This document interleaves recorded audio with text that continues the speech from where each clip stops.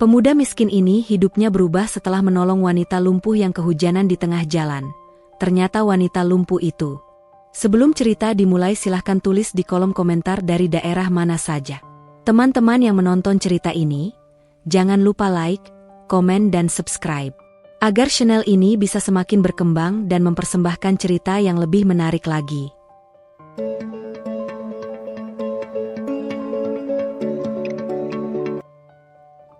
Subuh di kota Sanjaya tidak pernah benar-benar hening. Di jam ketika kebanyakan orang masih memeluk mimpi, ada suara-suara kecil yang sudah bekerja lebih dulu. Derit roda gerobak yang melewati aspal lembab, bunyi plastik resek yang saling bergesek, teriakan pelan pedagang yang menawar harga, dan napas orang-orang yang mengepul tipis karena udara dingin. Lampu-lampu jalan masih menyala kuning, memantulkan bayangan panjang pada genangan air sisa hujan semalam. Di ujung jalan menuju pasar subuh, seorang pemuda berjalan cepat dengan langkah teratur. Di bahunya tergantung tas kain lusuh, dan di tangan kanannya ia menggenggam tali kecil yang mengikat beberapa keranjang kosong. Namanya Dwiki. Usianya 25, wajahnya bersih, rahangnya tegas, dan sorot matanya selalu tampak hidup, meski tubuhnya sering kekurangan tidur. Ada ketampanan yang tidak dibuat-buat pada dirinya, ketampanan yang muncul bukan dari gaya atau pakaian mahal, melainkan dari cara ia berdiri. Tegak, sabar, tidak suka mengeluh, seolah hidup boleh menghantamnya berkali-kali tapi ia tetap memilih menjadi orang baik. Ia mengenakan jaket tipis warna hitam yang sudah sedikit pudar di bagian siku. Sepatunya tidak baru, tapi selalu bersih. Dwiki terbiasa merawat apa yang ia punya, seolah benda-benda itu adalah teman seperjalanan yang harus dihormati. Langkahnya masuk ke area pasar, disambut aroma sayur segar bercampur bau tanah basah, ikan, dan kopi panas dari warung kecil di sudut. Lampu neon menggantung rendah, membuat wajah-wajah pekerja terlihat pucat namun penuh tekad. "Wai?" Suara perempuan parubaya memanggil dari balik tumpukan peti. "Sini dulu." Dwiki menoleh dan tersenyum. "Iya, Bu Ranti." Bu Ranti adalah pengepul sayur yang terkenal galak tapi hatinya tidak sekeras suaranya. Ia tahu banyak kisah orang-orang kecil di pasar, termasuk Dwiki. Dan entah kenapa, sejak pertama kali Dwiki membantu mengangkat peti yang hampir jatuh beberapa bulan lalu, Bu Ranti selalu punya perhatian lebih padanya. Dwiki mendekat, menundukkan kepala sopan. "Ada apa, Bu?" Bu Ranti menyilangkan tangan. "Kamu ini ya, subuh-subuh udah kayak ayam jago. Tidur kamu kapan, Wai?" Dwiki terkekeh kecil, mencoba membuatnya terdengar ringan. "Nanti kalau sudah siang, Bu." Bu Ranti mendengus. "Siang itu kamu jualan tahu? Hadeh, kamu ambil bayam sama wortel yang kemarin, ya? Tapi ini, ada sawi bagus.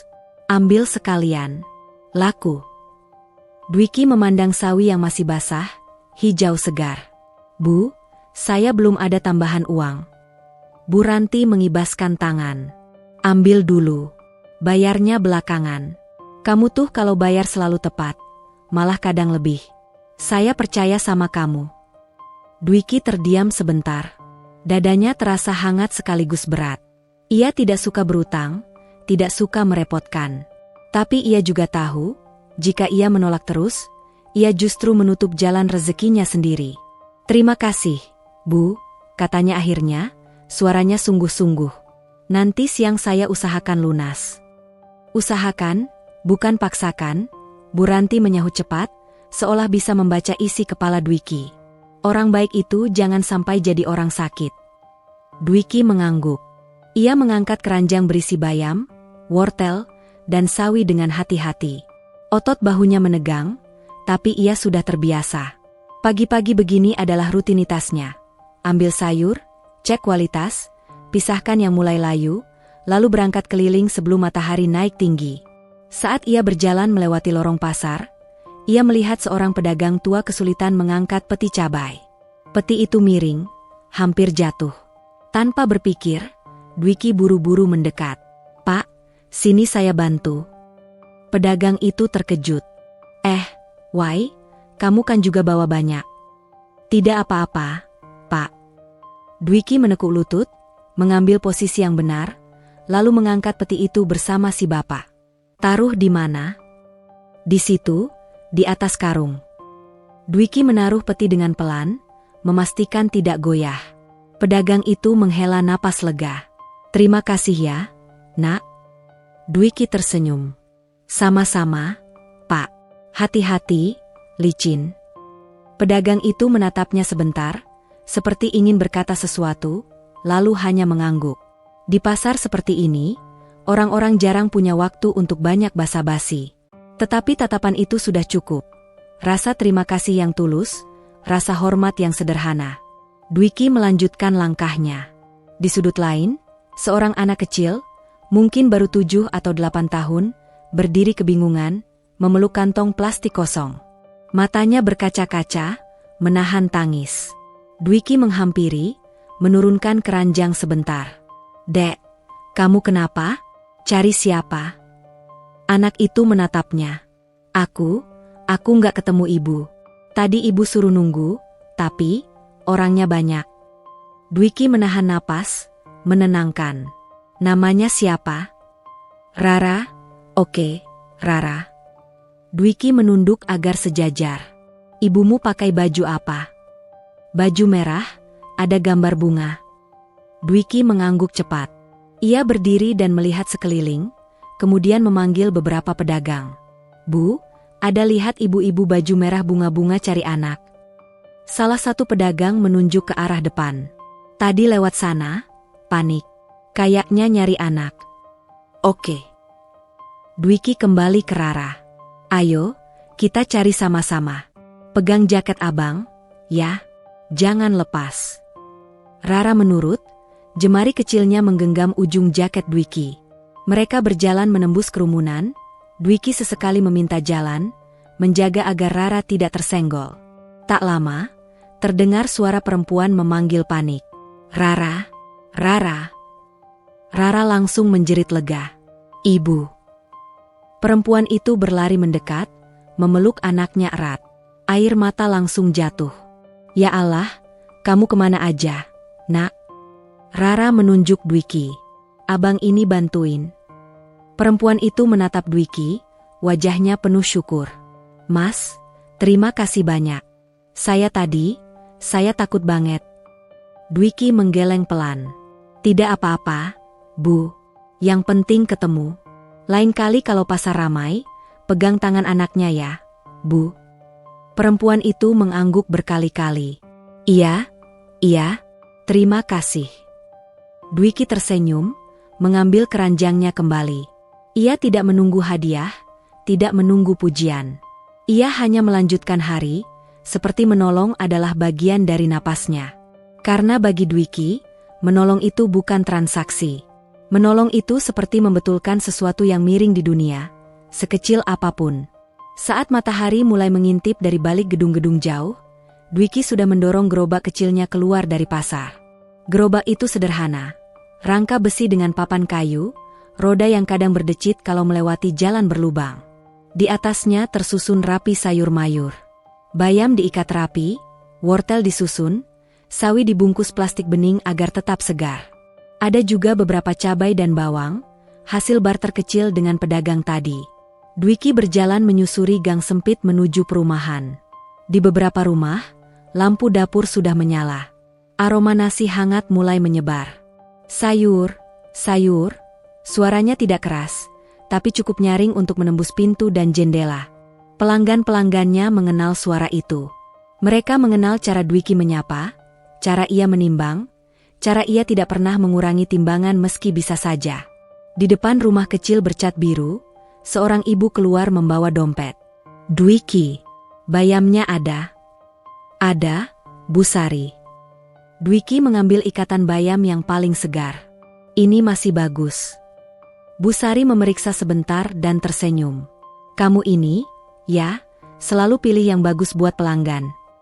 Dwiki hanya tertawa kecil. "Kalau bayamnya jelek, nanti masak jadi nggak enak. Saya juga ikut dosa kalau bikin orang kecewa." Bu Sari mendengus geli. "Bisa aja. Berapa semua?"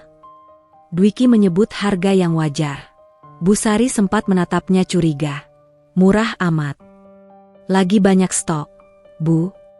Bu Sari menyerahkan uang lebih. "Udah, ambil." Buat kamu sarapan. Dwiki refleks mengembalikan. Jangan, Bu. Bu Sari menahan tangannya. Ini bukan sedekah. Ini tanda terima kasih. Kamu sering bantuin ibu-ibu di sini. Waktu anak Bu Yani sakit, kamu yang antar sayur sampai depan. Ambil. Dwiki menelan ludah, lalu akhirnya menerima dengan sungkan. Baik, Bu. Terima kasih. Ia memasukkan uang itu ke kantong kecil, tapi di kepalanya sudah ada daftar. Berapa untuk bayar Bu Ranti, berapa untuk beli beras, berapa untuk kebutuhan rumah. Ia melanjutkan jualan. Di ujung jalan, ia melihat seorang kakek menuntun sepeda tua. Rantai sepedanya terlepas. Kakek itu tampak kebingungan. Dwiki menghentikan gerobaknya. Kek, mau saya bantu? Kakek itu menatapnya. Boleh, nak? Tangan saya udah gemeter. Dwiki jongkok, tangannya cekatan memasang rantai kembali. Ia mengusap oli sedikit di jari, lalu berdiri. Sudah, Kek. Kakek itu tersenyum, keriput di wajahnya ikut mengembang. Kamu anak baik. Semoga rezekimu lapang. Dwiki menunduk hormat. Amin, Kek. Doa-doa seperti itu sering ia terima, tapi ia tidak pernah benar-benar tahu apakah doanya sampai. Ia hanya percaya, kalau ia tetap berjalan lurus, suatu saat jalan itu akan membawanya ke tempat yang lebih baik. Menjelang siang, gerobak Dwiki mulai kosong. Ia berjalan pulang dengan langkah yang lebih pelan. Tubuhnya terasa berat, keringat menempel di pelipis. Perutnya mulai protes, tapi ia menahan. Di saku jaketnya, ada roti kecil yang tadi Bu Sari paksa berikan. Dwiki baru menggigitnya sedikit, lalu menahan diri. Nanti di rumah, gumamnya, biar ibu juga makan. Ia tinggal di sebuah rumah sederhana di pinggiran kota Sanjaya. Bukan rumah besar, bukan rumah bagus, tapi bersih. Catnya mengelupas di beberapa sudut, tapi ada pot kecil di teras, tanaman hijau yang dirawat dengan sabar. Begitu masuk, ia disambut suara batuk pelan dari dalam. Ibu? Dwiki cepat menaruh gerobaknya di samping, lalu masuk. Di ruang tengah, seorang perempuan paruh baya duduk bersandar pada bantal. Wajahnya pucat tapi matanya hangat. Ibu bangun? Dwiki mendekat. Gimana badan ibu? Ibunya tersenyum lemah. Lumayan, kamu capek, nak? Dwiki menggeleng cepat, meski jelas lelahnya menempel di bahu. Enggak, Bu. Ini Dwiki bawa sayur sisa yang masih bagus. Nanti kita masak. Ibunya menatapnya lama, seperti ingin menyimpan wajah anaknya dalam ingatan. Kamu terlalu baik, Wai. Dwiki tertawa kecil, mencoba mengalihkan. Kebaikan kan gak bikin rugi, Bu. Ibunya menghela napas. Kadang bikin kamu capek. Dwiki terdiam sejenak. Ia ingin bilang bahwa capeknya tidak seberapa dibanding melihat ibunya sakit. Ia ingin bilang bahwa ia tidak masalah makan sedikit asal ibunya kuat. Tapi ia tahu, ibunya tidak butuh pidato. Ibunya butuh Dwiki tetap sehat. Dwiki berdiri dan menuju dapur. Ia mencuci sayur, menyalakan kompor. Suara mendesis minyak membuat rumah kecil itu terasa lebih hidup. Sambil mengaduk, pikirannya melayang pada hal-hal yang belum selesai. Tagihan listrik yang akan jatuh tempo, kebutuhan obat ibunya, harga sayur yang kadang naik turun. Kadang ia merasa hidup seperti gerobaknya, kalau berhenti terlalu lama, roda bisa macet. Namun di sela-sela itu, Dwiki tetap punya kebiasaan kecil, bersyukur. Ia bersyukur masih bisa kerja. Bersyukur masih punya ibu yang bisa ia lihat setiap hari. Bersyukur masih punya tangan yang bisa menolong orang lain. Sore menjelang, langit kota Sanjaya mulai berubah warna. Dwiki keluar rumah sebentar, duduk di teras sambil mengipas wajah.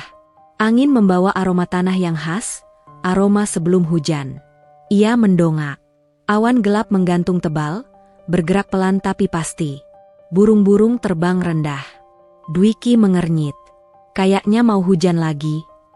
Ia menatap jalanan di depan rumah yang mulai sepi. Ia tahu besok subuh ia harus ke pasar lagi. Ia tahu hujan sering membuat jualannya lebih sulit. Orang malas keluar, jalanan licin, sayur cepat rusak kalau kehujanan. Tapi ia juga tahu, Hidup tidak pernah menunggu cuaca membaik.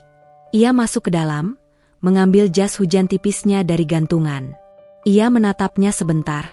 Jahitannya di beberapa bagian sudah diperbaiki sendiri, tambalan kecil yang menandakan ia pernah jatuh, pernah basah, pernah hampir menyerah, tapi selalu bangkit lagi.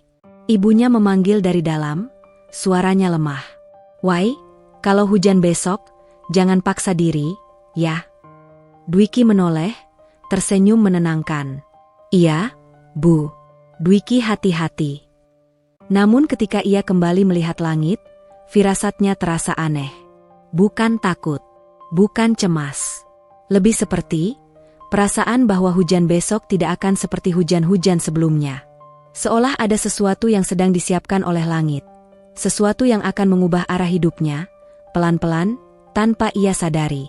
Dwiki menarik napas panjang. Ia menutup pintu rumah, mematikan lampu teras, lalu bersiap tidur lebih awal. Hujan turun sejak dini hari. Bukan hujan gerimis yang manja, melainkan hujan yang jatuh dengan suara tegas, menghantam atap seng, menampar dedaunan, mengubah jalanan menjadi kaca licin yang berkilau di bawah lampu-lampu kota. Kota Sanjaya seperti disiram dari langit tanpa jeda, seolah awan tidak punya niat berhenti. Namun subuh, seperti biasa, tidak peduli pada cuaca. Di rumah sederhana pinggiran kota, Dwiki sudah bangun ketika jam belum menunjukkan pukul 4. Ia menyiapkan diri dalam diam, berusaha tidak membuat ibunya terbangun. Tapi batu kecil ibunya terdengar juga dari ruang tengah. "Wai," suara itu lemah, memanggil. Dwiki membeku sesaat, lalu melangkah pelan ke ruang tengah. Ibunya duduk bersandar, wajahnya setengah gelap karena lampu ruang belum dinyalakan.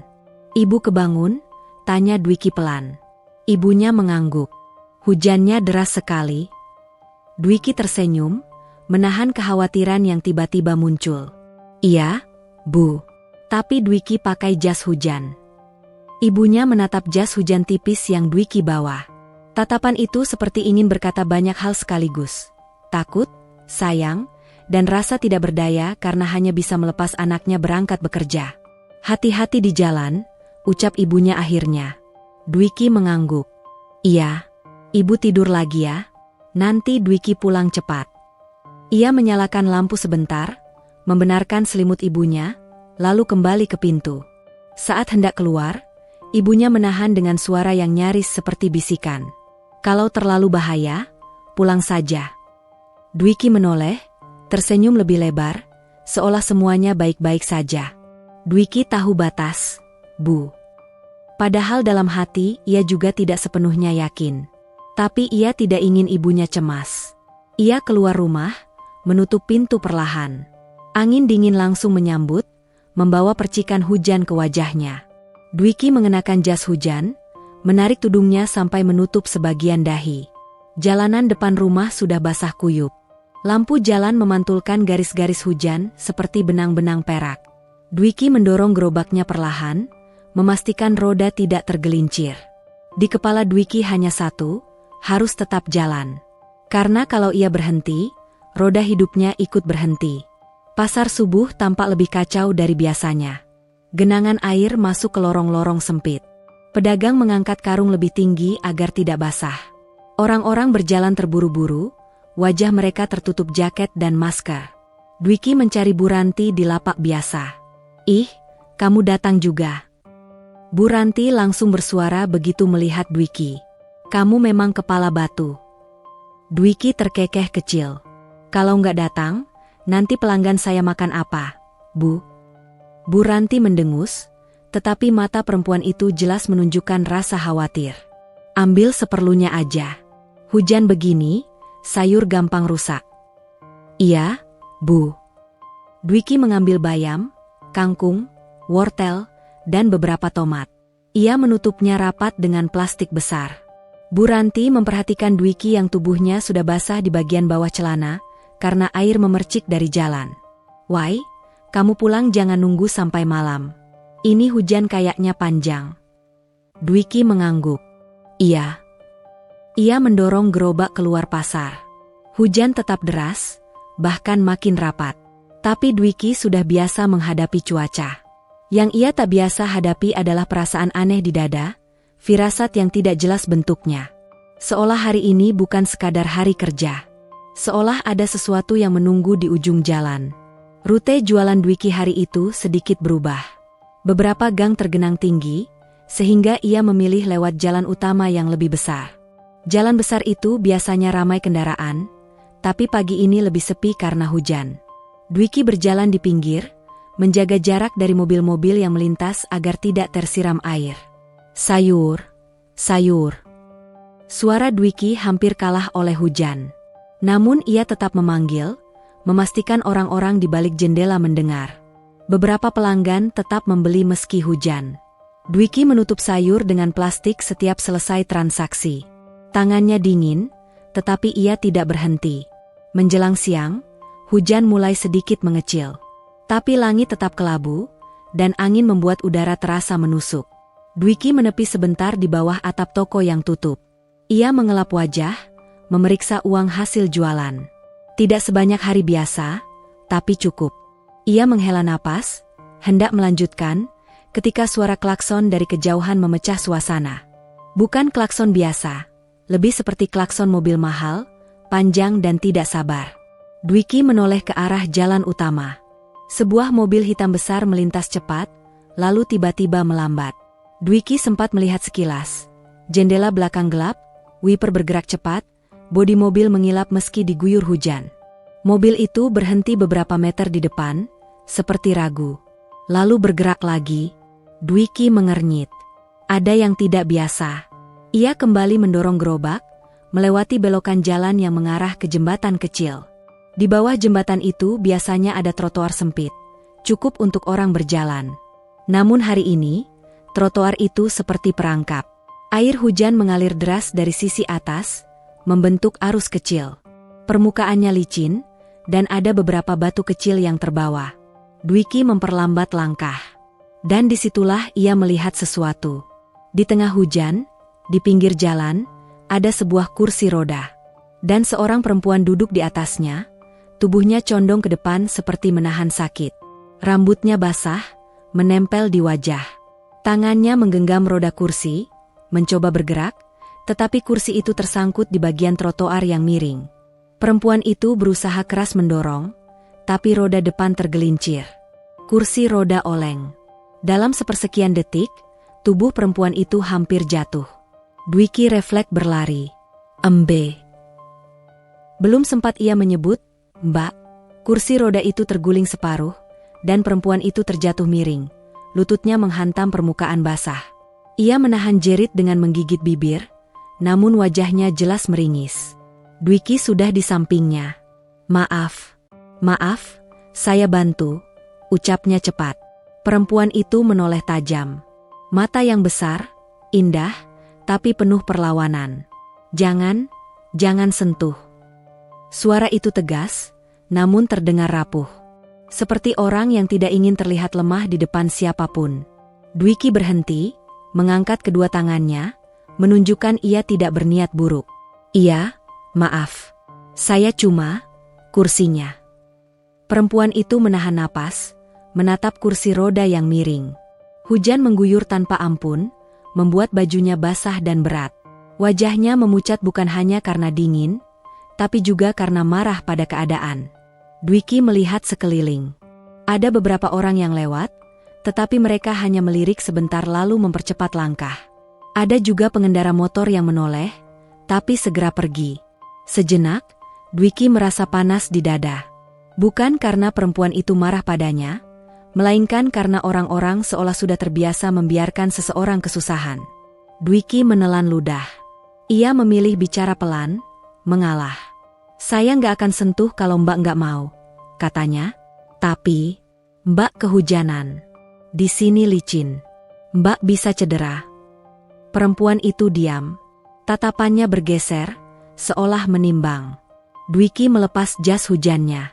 Ia membuka bagian tudungnya, lalu menutupi perempuan itu dengan jas hujan tersebut.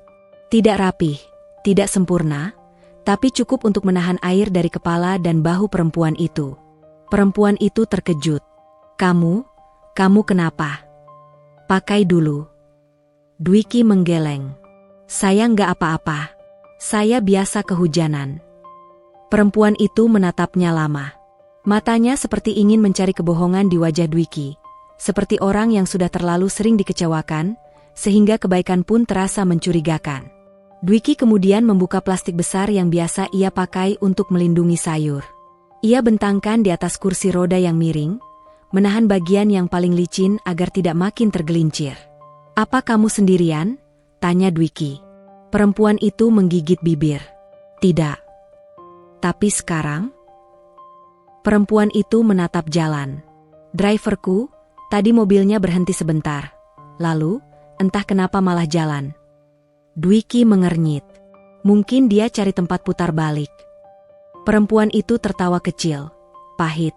Atau mungkin dia lupa aku ada di sini. Kalimat itu meluncur ringan, tapi maknanya menghantam. Dwiki bisa merasakan luka yang tidak terlihat. Luka karena terbiasa tidak dianggap. Dwiki menatapnya lebih lembut. "Mbak, saya bantu bersihin kursinya dulu ya. Saya nggak akan pegang Mbak kalau Mbak nggak nyaman. Tapi kursinya harus tegak biar Mbak bisa duduk lagi dengan aman." Perempuan itu menatap kursi roda, lalu menatap Dwiki. Akhirnya ia mengangguk pelan. Dwiki bergerak cepat. Ia memegang kursi roda, bukan tubuh perempuan itu. Ia menarik rangka kursi, mengunci roda, memastikan stabil. Setelah itu, ia berdiri sedikit menjauh, memberi ruang. "Mbak bisa duduk lagi?" tanya Dwiki. Perempuan itu mencoba mengangkat tubuhnya. Tangannya gemetar. Meski ia menahan rasa sakit, jelas ia kesulitan. Dwiki menahan diri, tidak langsung menyentuh. Ia hanya menahan kursi roda agar tidak bergerak. Perempuan itu akhirnya berhasil duduk kembali, napasnya terengah. Wajahnya menunduk, air hujan bercampur dengan sesuatu yang tampak seperti air mata, atau mungkin hanya hujan. Sulit dibedakan.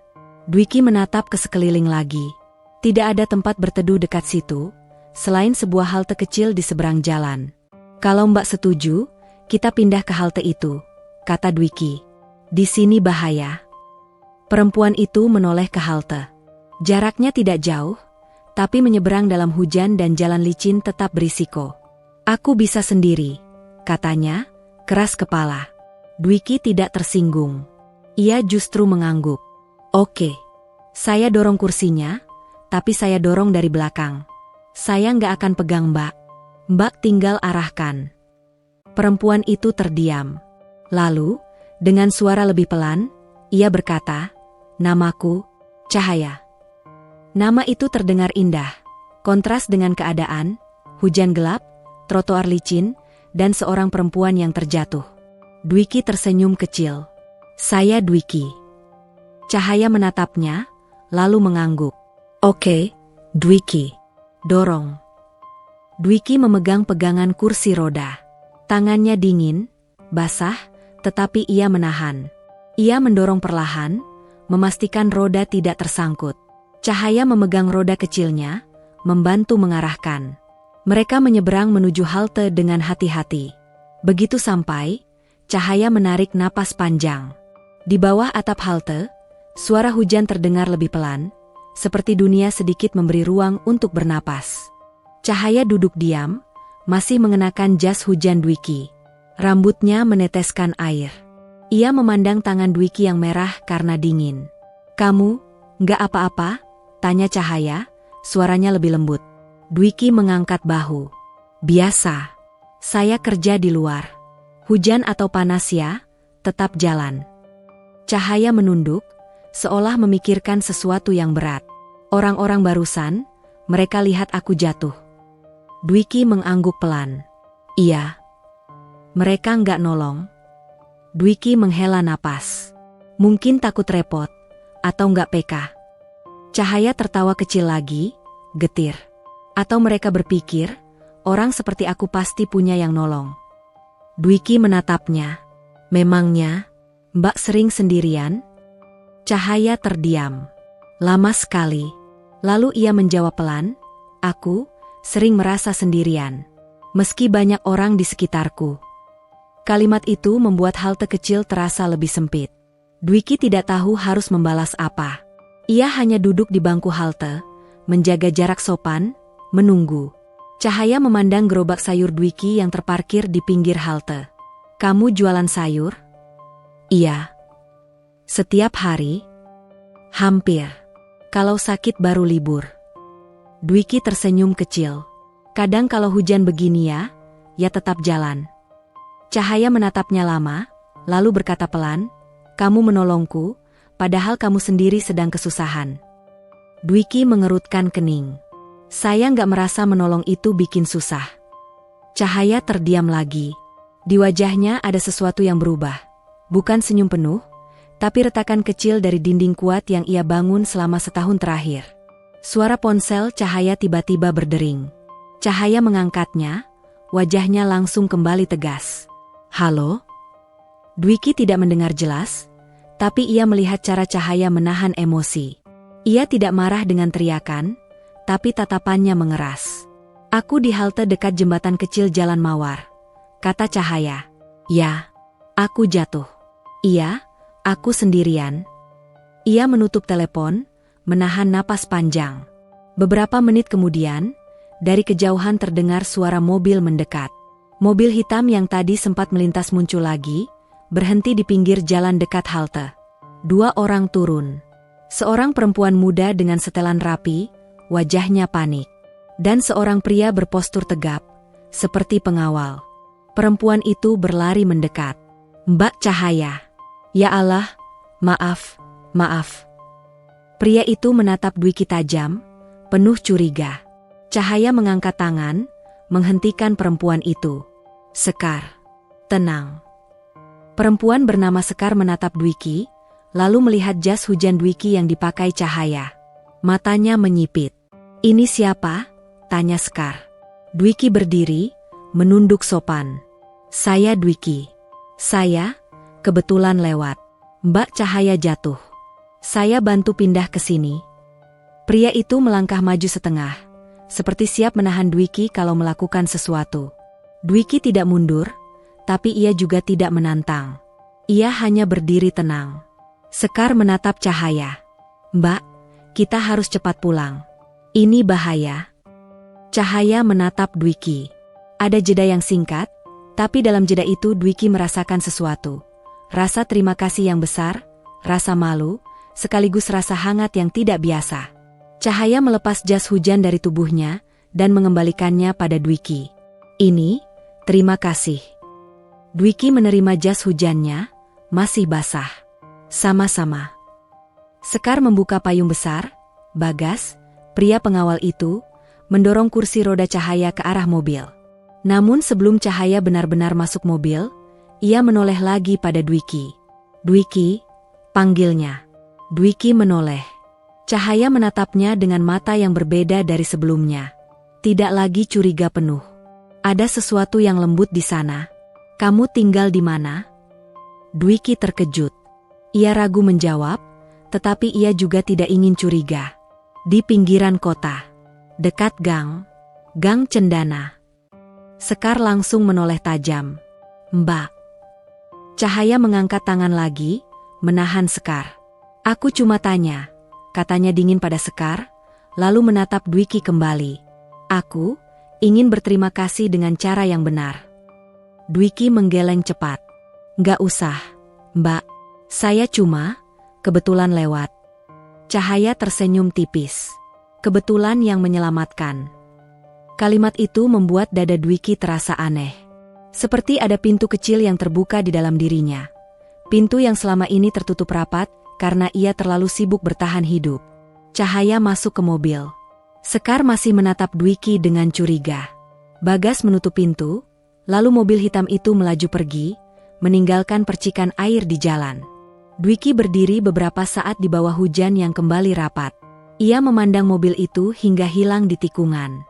Hujan masih turun ketika mobil hitam itu menghilang di tikungan, meninggalkan jejak air yang memercik seperti serpihan kaca. Dwiki berdiri beberapa detik lebih lama dari yang ia sadari, menatap jalan yang kembali sepi. Di telinganya, kalimat Cahaya masih menggantung. Kebetulan yang menyelamatkan. Dwiki mengusap wajahnya yang basah. Ia tidak yakin apakah itu air hujan atau rasa aneh yang tiba-tiba memenuhi dada, campuran lega, bingung, dan sesuatu yang tidak berani ia namai. Ah, sudahlah, gumamnya, lebih kepada dirinya sendiri daripada siapapun. Ia menarik napas, lalu mendorong gerobaknya kembali. Hari belum selesai. Perutnya belum terisi. Ibunya menunggu di rumah. Dunia Dwiki tidak punya ruang untuk tertegun terlalu lama. Namun sejak pertemuan itu, langkahnya terasa berbeda.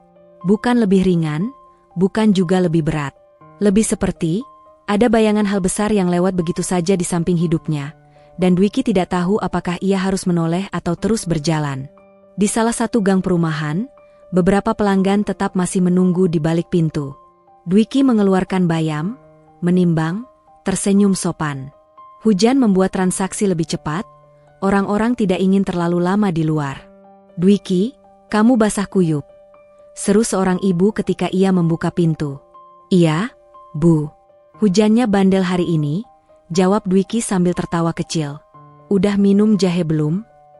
"Nanti di rumah," jawabnya. Ia masih sama, sederhana, ramah, dan tidak pernah mengeluh. Tapi pikirannya sesekali melompat pada sosok perempuan dengan kursi roda di pinggir jalan tadi. Cahaya. Nama itu seperti lampu kecil yang menyala di dalam kabut. Ketika Dwiki akhirnya pulang, langit mulai menggelap padahal baru sore. Di rumah, ibunya menyambut dengan wajah cemas. "Kamu lama, Wai," kata ibunya, menahan batuk. "Jalanan licin, Bu. Banyak genangan." Dwiki menaruh gerobak di samping rumah. Tapi Dwiki aman. Ia tidak langsung bercerita. Bukan karena ingin menyembunyikan, tapi karena ia sendiri belum paham pentingnya kejadian itu. Baginya, menolong orang yang jatuh adalah hal wajar. Kalau ia ceritakan, ia takut ibunya malah cemas, atau malah merasa Dwiki terlalu berani. Namun malamnya, ketika mereka makan sederhana, nasi hangat dengan tumis sawi dan telur, ibunya menatap Dwiki dengan tatapan yang tidak biasa. "Kamu kenapa?" tanya ibunya pelan. "Dari tadi melamun." Dwiki tersedak kecil, lalu tertawa menutupi. "Enggak, Bu, cuma capek." Ibunya tidak memaksa. Tapi seorang ibu, meski tubuhnya lemah, punya insting yang tajam. "Kalau ada apa-apa, cerita ya," ucapnya. Dwiki mengangguk. "Iya, Bu." Namun setelah ibunya tidur, Dwiki duduk sendiri di teras, menatap jalanan yang masih basah. Ia memegang jas hujannya yang tadi dipakai Cahaya. Masih lembab, masih menyisakan aroma parfum halus yang tidak ia kenal. Aroma yang sama sekali tidak cocok dengan hidupnya yang penuh bau tanah, sayur, dan keringat. Dwiki menggeleng pelan. Dua dunia. Ia tertawa kecil, seperti menertawakan pikirannya sendiri. Sementara itu, di sisi kota Sanjaya yang lain, dunia bergerak dengan cara yang berbeda. Mobil hitam memasuki halaman rumah besar yang gerbangnya tinggi, dengan lampu-lampu taman yang tersusun rapi. Kamera keamanan mengikuti pergerakan mobil, pintu pagar otomatis terbuka tanpa suara. Begitu mobil berhenti, Bagas segera turun lebih dulu, membuka pintu belakang. Sekar menyiapkan payung besar, melindungi kursi roda saat ia diturunkan dari mobil. Wajah Sekar masih tegang. "Mbak, maaf banget. Tadi saya pikir Bagas sudah jemput Mbak di titik pertama. Ternyata Mbak turun sendiri, dan..." "Sekar."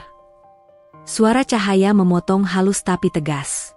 "Aku tidak ingin dengar alasan." Sekar menelan ludah, menunduk. "Baik, Mbak." Bagas mendorong kursi roda Cahaya melewati lantai marmer yang mengilap. Sepatu-sepatu mahal para staf rumah berdiri berbaris rapi. Semua diam. Mereka tidak berani menatap terlalu lama. Seperti menatap luka adalah sesuatu yang tabu. Cahaya merasakan itu. Ia sudah merasakannya setahun terakhir. Tatapan kasihan. Tatapan takut salah. Tatapan penuh kehati-hatian yang membuatnya merasa bukan manusia, melainkan benda rapuh yang bisa pecah kapan saja. Begitu sampai di ruang tengah, Cahaya mengangkat tangan. "Bagas, cukup." Bagas berhenti. "Perlu saya panggil dokter?" "Mbak?" lutut Mbak tadi. "Tidak."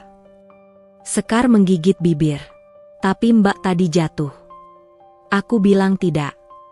Cahaya menatap mereka satu persatu. "Kalian boleh keluar." Sekar ragu, Tapi Bagas memberi isyarat. Mereka keluar, menutup pintu pelan. Cahaya sendirian. Dan untuk pertama kalinya hari itu, ketika suara hujan terdengar dari balik jendela besar, Cahaya merasakan sesuatu yang lebih menyakitkan daripada lututnya. Rasa sepi. Ia memejamkan mata. Adegan tadi terputar lagi. Trotoar licin, kursi roda tersangkut, tubuhnya jatuh, orang-orang lewat seperti ia hanya bayangan. Lalu muncul Dwiki. Dengan pakaian sederhana, tangan dingin, dan cara bicara yang tidak dibuat-buat. Ia tidak menatapnya seperti CEO, tidak menatapnya seperti orang kaya, bahkan tidak menatapnya seperti wanita lumpuh.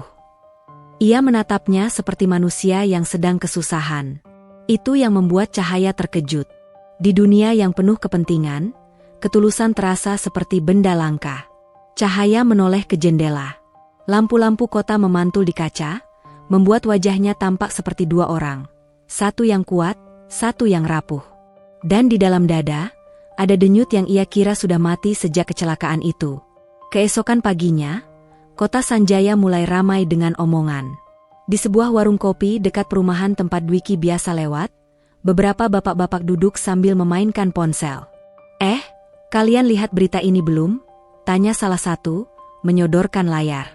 Judulnya besar, mencolok, seperti sengaja dibuat agar orang berhenti menggulir.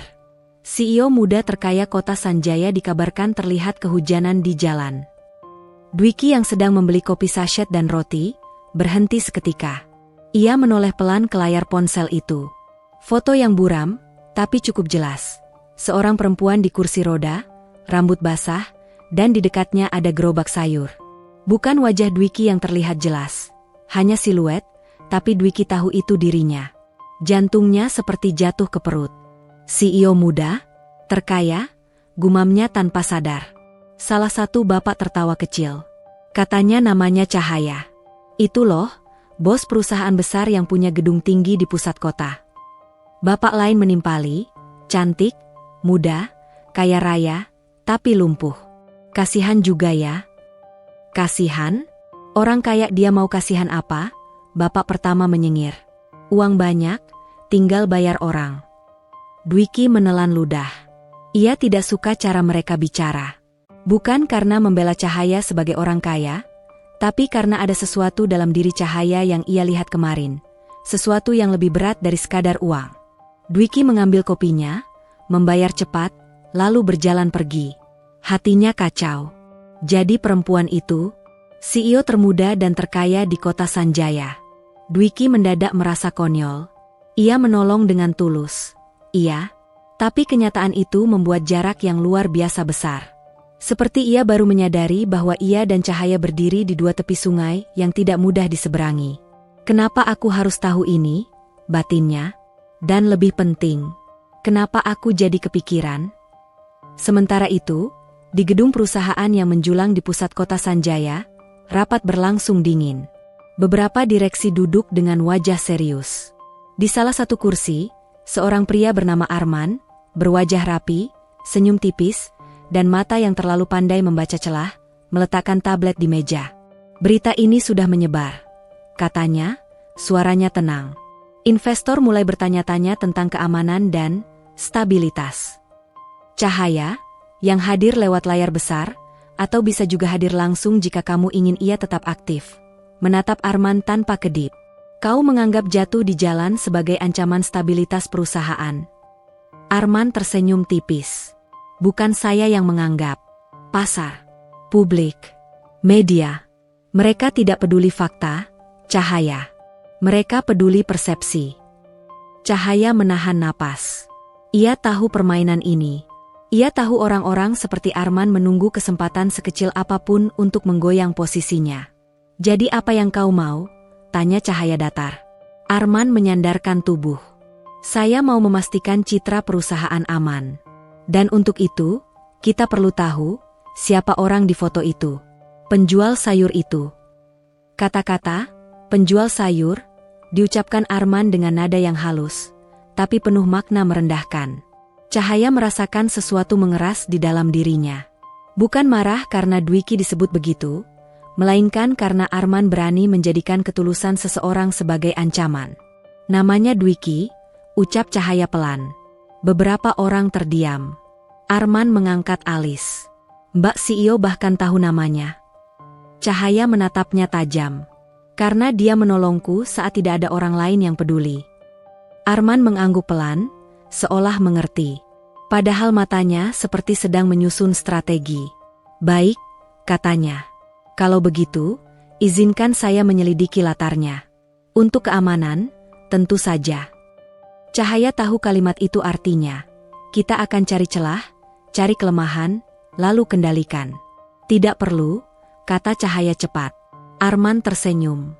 Mbak, ini demi Mbak juga. Cahaya menekan jemari ke sandaran kursinya. Ia tidak boleh gegabah. Ia tidak boleh memberi Arman alasan. Namun di saat bersamaan, ia teringat Dwiki yang tidak meminta apa-apa. Dwiki yang bahkan menolak ketika ia menawarkan terima kasih. Cahaya menarik napas. Sekar, panggilnya setelah rapat. Cari informasi alamat yang dia sebut kemarin. Gang Cendana. Sekar terkejut.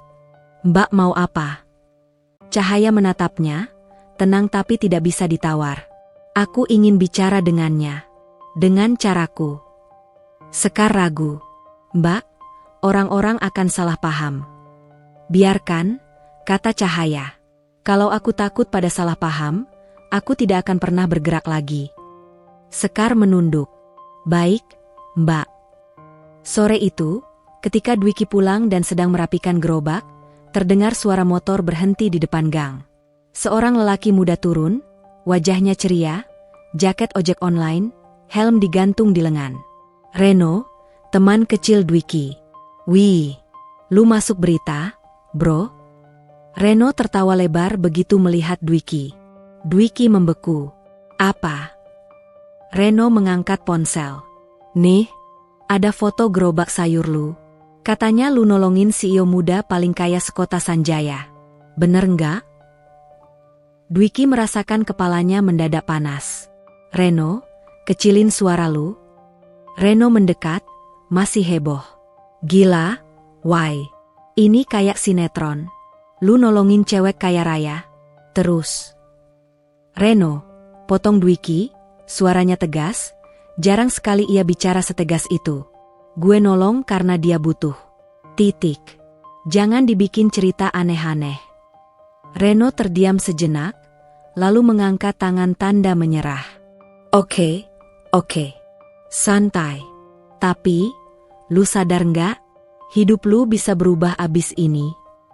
Dwiki menatap jalanan gang yang sempit, rumah-rumah sederhana, dan langit yang masih kelabu. Ia tidak tahu. Yang ia tahu, sejak kemarin, dunianya seperti ditarik oleh sesuatu yang jauh lebih besar dari dirinya. Dan entah bagaimana, nama Cahaya mulai bersinar di tengah rutinitasnya. Bukan sebagai CEO, bukan sebagai orang kaya, tetapi sebagai seorang perempuan yang pernah jatuh di jalan dan diselamatkan oleh ketulusan yang bahkan Dwiki anggap biasa. Dwiki menghela napas, pelan. Gue cuma pengen hidup tenang. Ren. Reno tersenyum miring. Kadang yang bikin hidup berubah itu bukan yang kita kejar. Why? Tapi yang kita lakuin tanpa mikir. Malam itu, saat Dwiki hendak tidur, ponselnya yang sederhana bergetar. Nomor asing. Dwiki menatap layar, ragu. Ia mengangkat. Halo? Suara perempuan terdengar di seberang, formal tapi sopan. Apakah ini benar dengan Mas Dwiki? Dwiki menelan ludah. Iya, saya Dwiki. Saya Sekar. Ada jeda singkat. Saya, dari pihak Mbak Cahaya. Mbak Cahaya ingin bertemu Mas Dwiki. Besok. Dwiki terdiam. Jantungnya berdebar, bukan karena senang, tapi karena ia tahu, ketika dua dunia bertabrakan, tidak mungkin tanpa getaran. Untuk apa? Tanya Dwiki akhirnya. Hati-hati. Sekar menarik napas. Mbak Cahaya ingin berterima kasih dan membicarakan sesuatu yang penting. Dwiki memejamkan mata sesaat. Di luar, hujan turun lagi, pelan tapi pasti. Pagi itu, Kota Sanjaya tidak hujan.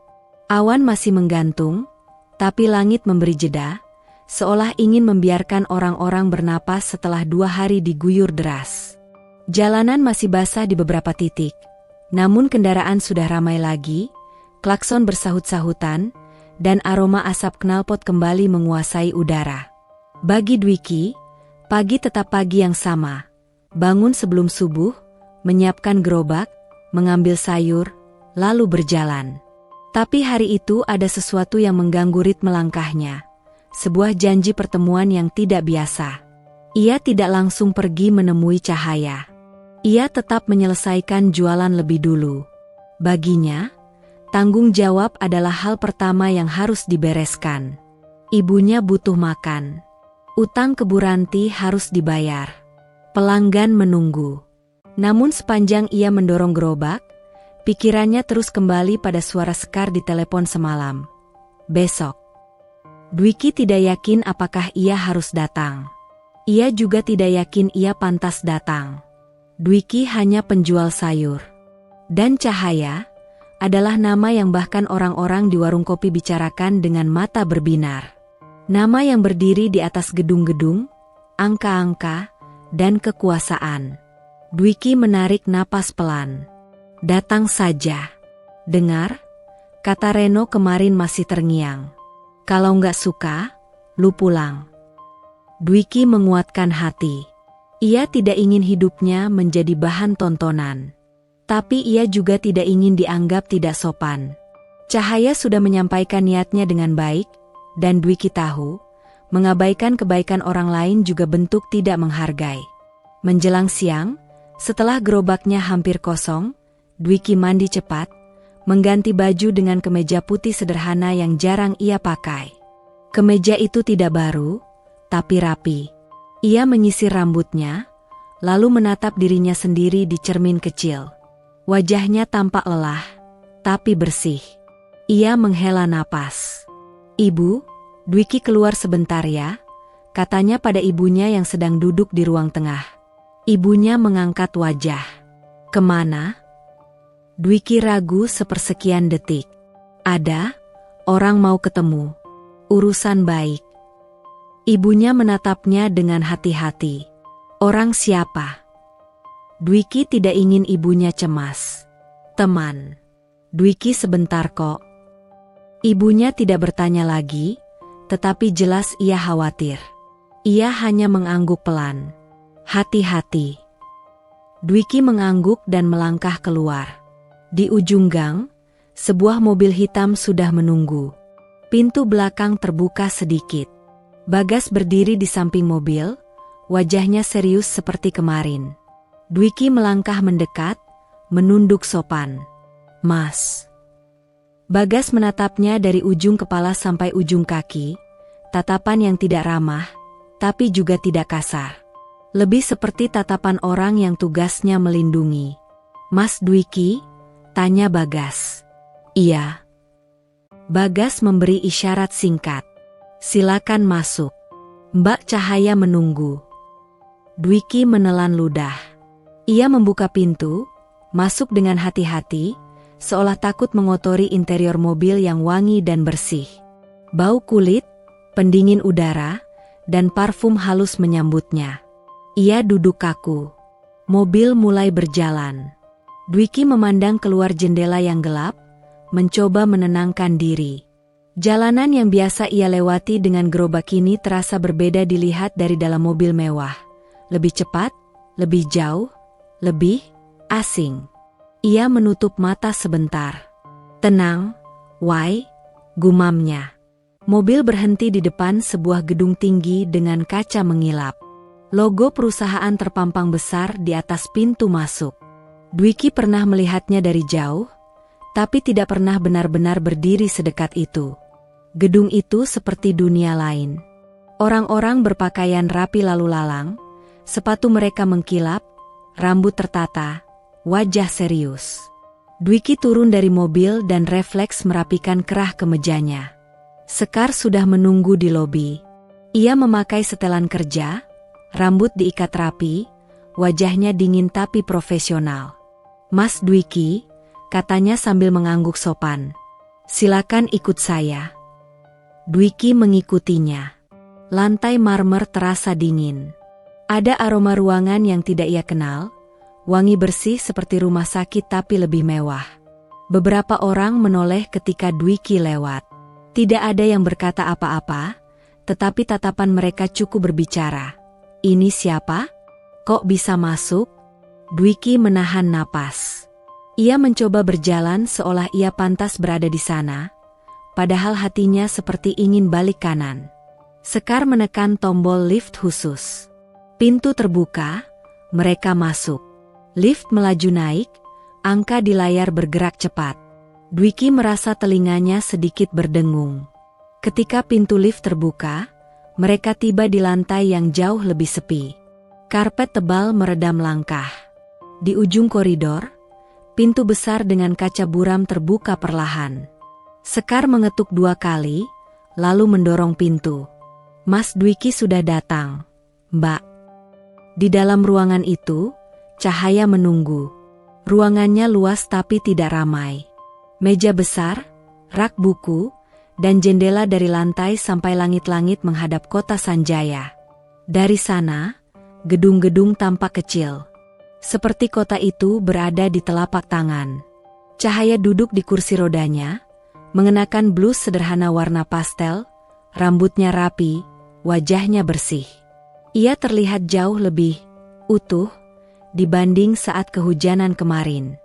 Namun ada satu hal yang sama, sorot matanya. Sorot mata itu tajam, cerdas, tapi menyimpan sesuatu yang rapuh di baliknya. Cahaya menatap Dwiki beberapa detik, lalu tersenyum tipis. Terima kasih sudah datang, Dwiki. Dwiki menunduk sopan. Saya cuma memenuhi undangan, Mbak. Sekar menutup pintu, lalu berdiri di sisi ruangan seperti pengawal bayangan. Cahaya menoleh ke Sekar. Sekar, tunggu di luar. Sekar terkejut. Mbak. Di luar, ulang Cahaya, datar tapi tegas. Sekar menahan napas, lalu mengangguk. Baik. Ia keluar, pintu tertutup. Tinggal Dwiki dan Cahaya. Ruangan itu mendadak terasa lebih sunyi. Dwiki berdiri kaku di depan meja besar, tidak tahu harus duduk atau tetap berdiri. Cahaya menunjuk sofa kecil. Silakan duduk. Dwiki duduk pelan, punggungnya tegak, tangan di lutut. Ia merasa seperti anak sekolah dipanggil ke ruang kepala sekolah. Cahaya memperhatikan, lalu berkata dengan nada lebih lembut. Kamu santai saja. Aku tidak menggigit. Dwiki tersenyum kecil, gugup. Saya jarang ke tempat begini, Mbak. Aku tahu. Cahaya menatap keluar jendela. Aku juga jarang bertemu orang seperti kamu. Dwiki mengernyit. Orang seperti saya? Cahaya kembali menatapnya. Orang yang menolong tanpa bertanya siapa aku. Kalimat itu membuat Dwiki diam. Ia tidak tahu harus bangga atau merasa bersalah. Ia hanya merasa, itu memang seharusnya begitu. Cahaya menarik napas. Aku ingin minta maaf dulu, karena kemarin aku membentakmu. Dwiki menggeleng cepat. Tidak apa-apa, Mbak. Saya paham. Mbak pasti panik. Cahaya mengangguk pelan, namun tatapan matanya dalam. Bukan hanya panik. Aku sudah terlalu lama merasa harus kuat. Aku benci terlihat lemah. Tapi kemarin, aku jatuh. Dan semua orang lewat begitu saja. Dwiki menelan ludah, mengingat orang-orang yang menatap lalu pergi. Dadanya kembali panas. Cahaya melanjutkan, lalu kamu datang. Ada jeda. Cahaya menggeser kursi rodanya sedikit, lebih dekat. Aku ingin berterima kasih dengan cara yang benar. Dwiki langsung menggeleng. Mbak, saya tidak butuh apa-apa. Serius. Cahaya seperti sudah menduga jawaban itu. Ia tersenyum tipis, lalu mengambil sebuah amplop tebal dari laci meja. Dwiki melihat amplop itu, dan seluruh tubuhnya menegang. Ia sudah pernah melihat amplop seperti itu, bukan di hidupnya sendiri, tapi di cerita orang-orang. Uang, terima kasih, uang, tutup mulut, uang, balas budi. Cahaya meletakkan amplop itu di atas meja kecil di samping sofa, tidak mendorongnya, tidak memaksanya. Aku tidak akan melempar uang ke wajahmu, kata Cahaya tenang. Aku tahu kamu bukan tipe orang yang bisa dibeli. Dwiki terdiam, matanya menatap amplop itu seolah itu ular. Cahaya melanjutkan, amplop itu bukan hadiah. Itu ganti rugi. Dwiki mengangkat alis. Ganti rugi apa? Jas hujanmu, jawab Cahaya singkat. Dan sayur-sayurmu yang basah karena kamu menolongku. Dwiki menelan ludah. Ia memang kehilangan waktu jualan kemarin. Beberapa sayurnya basah. Tapi ia tidak pernah menganggap itu kerugian yang harus dibayar orang lain. Mbak, itu bukan ganti rugi, kata Dwiki pelan. Itu, ya sudah. Saya ikhlas. Cahaya menatapnya lama. Dwiki, ikhlas itu baik. Tapi kamu juga punya hidup. Kamu punya tanggung jawab. Kamu tidak harus selalu mengorbankan diri. Kalimat itu menusuk tanpa rasa sakit. Lebih seperti sentuhan pada luka yang selama ini Dwiki tutupi rapat. Dwiki menarik napas panjang. Saya tidak mengorbankan diri, Mbak. Saya cuma melakukan yang seharusnya. Cahaya menatapnya lebih tajam. Dan kamu pikir semua orang melakukan yang seharusnya? Dwiki tidak menjawab. Karena jawabannya jelas. Tidak. Cahaya menghela napas, lalu menyingkirkan amplop itu kembali ke laci, seolah ia menghormati penolakan Dwiki. Aku mengerti, katanya. Kalau begitu, aku punya tawaran lain. Dwiki menegang lagi. Tawaran apa, Mbak? Cahaya mengambil map tipis, meletakkannya di meja. Perusahaanku punya program sosial. Kami ingin memberdayakan pedagang kecil dan pemasok lokal. Aku ingin kamu jadi bagian dari itu. Dwiki menatap map itu, bingung. Saya? Iya. Cahaya berkata pelan, tapi mantap. Bukan sebagai orang kasihan. Bukan sebagai penerima bantuan. Tapi sebagai mitra. Dwiki menelan ludah. Kata mitra terdengar terlalu besar untuk hidupnya. Cahaya melanjutkan, kami butuh orang lapangan yang jujur dan paham kondisi pasar. Program ini sering gagal karena orang-orang di kantor tidak paham kenyataan. Kamu paham. Kamu hidup di sana. Dwiki memandang map itu, tapi ia tidak menyentuhnya. Kenapa saya? Tanya Dwiki akhirnya. Di luar sana pasti banyak yang lebih pintar. Lebih sekolah. Cahaya menatapnya lembut. Karena aku bisa percaya kamu. Dwiki terdiam. Kepercayaan. Selama ini ia bekerja keras, tapi jarang ada orang yang benar-benar percaya padanya tanpa syarat. Banyak yang baik padanya, iya, tapi lebih sering ia dianggap cuma penjual sayur. Cahaya melanjutkan, kamu tidak harus langsung jawab sekarang. Aku hanya ingin kamu tahu, aku tidak ingin membalas kebaikanmu dengan uang yang membuatmu merasa rendah. Aku ingin memberi kesempatan yang kamu bisa perjuangkan sendiri. Dwiki menunduk. Kata-kata Cahaya terdengar indah, tapi Dwiki takut. Takut dunia ini akan menelannya. Takut ia akan terlihat bodoh. Takut semua ini hanya akan membuat orang menertawakannya. Dan yang paling ia takutkan, takut Cahaya pada akhirnya akan kecewa. Dwiki mengangkat kepala. Kalau saya ikut program itu, saya harus berhenti jualan sayur. Cahaya menggeleng. Tidak harus. Kamu bisa tetap jualan. Program ini fleksibel. Kamu bisa jadi penghubung, membantu kami memetakan pedagang, membantu pelatihan sederhana. Kamu akan dibayar sesuai kerja. Dwiki mengerutkan kening. Dibayar? Cahaya mengangguk. Kerja dibayar. Itu adil. Dwiki terdiam lagi.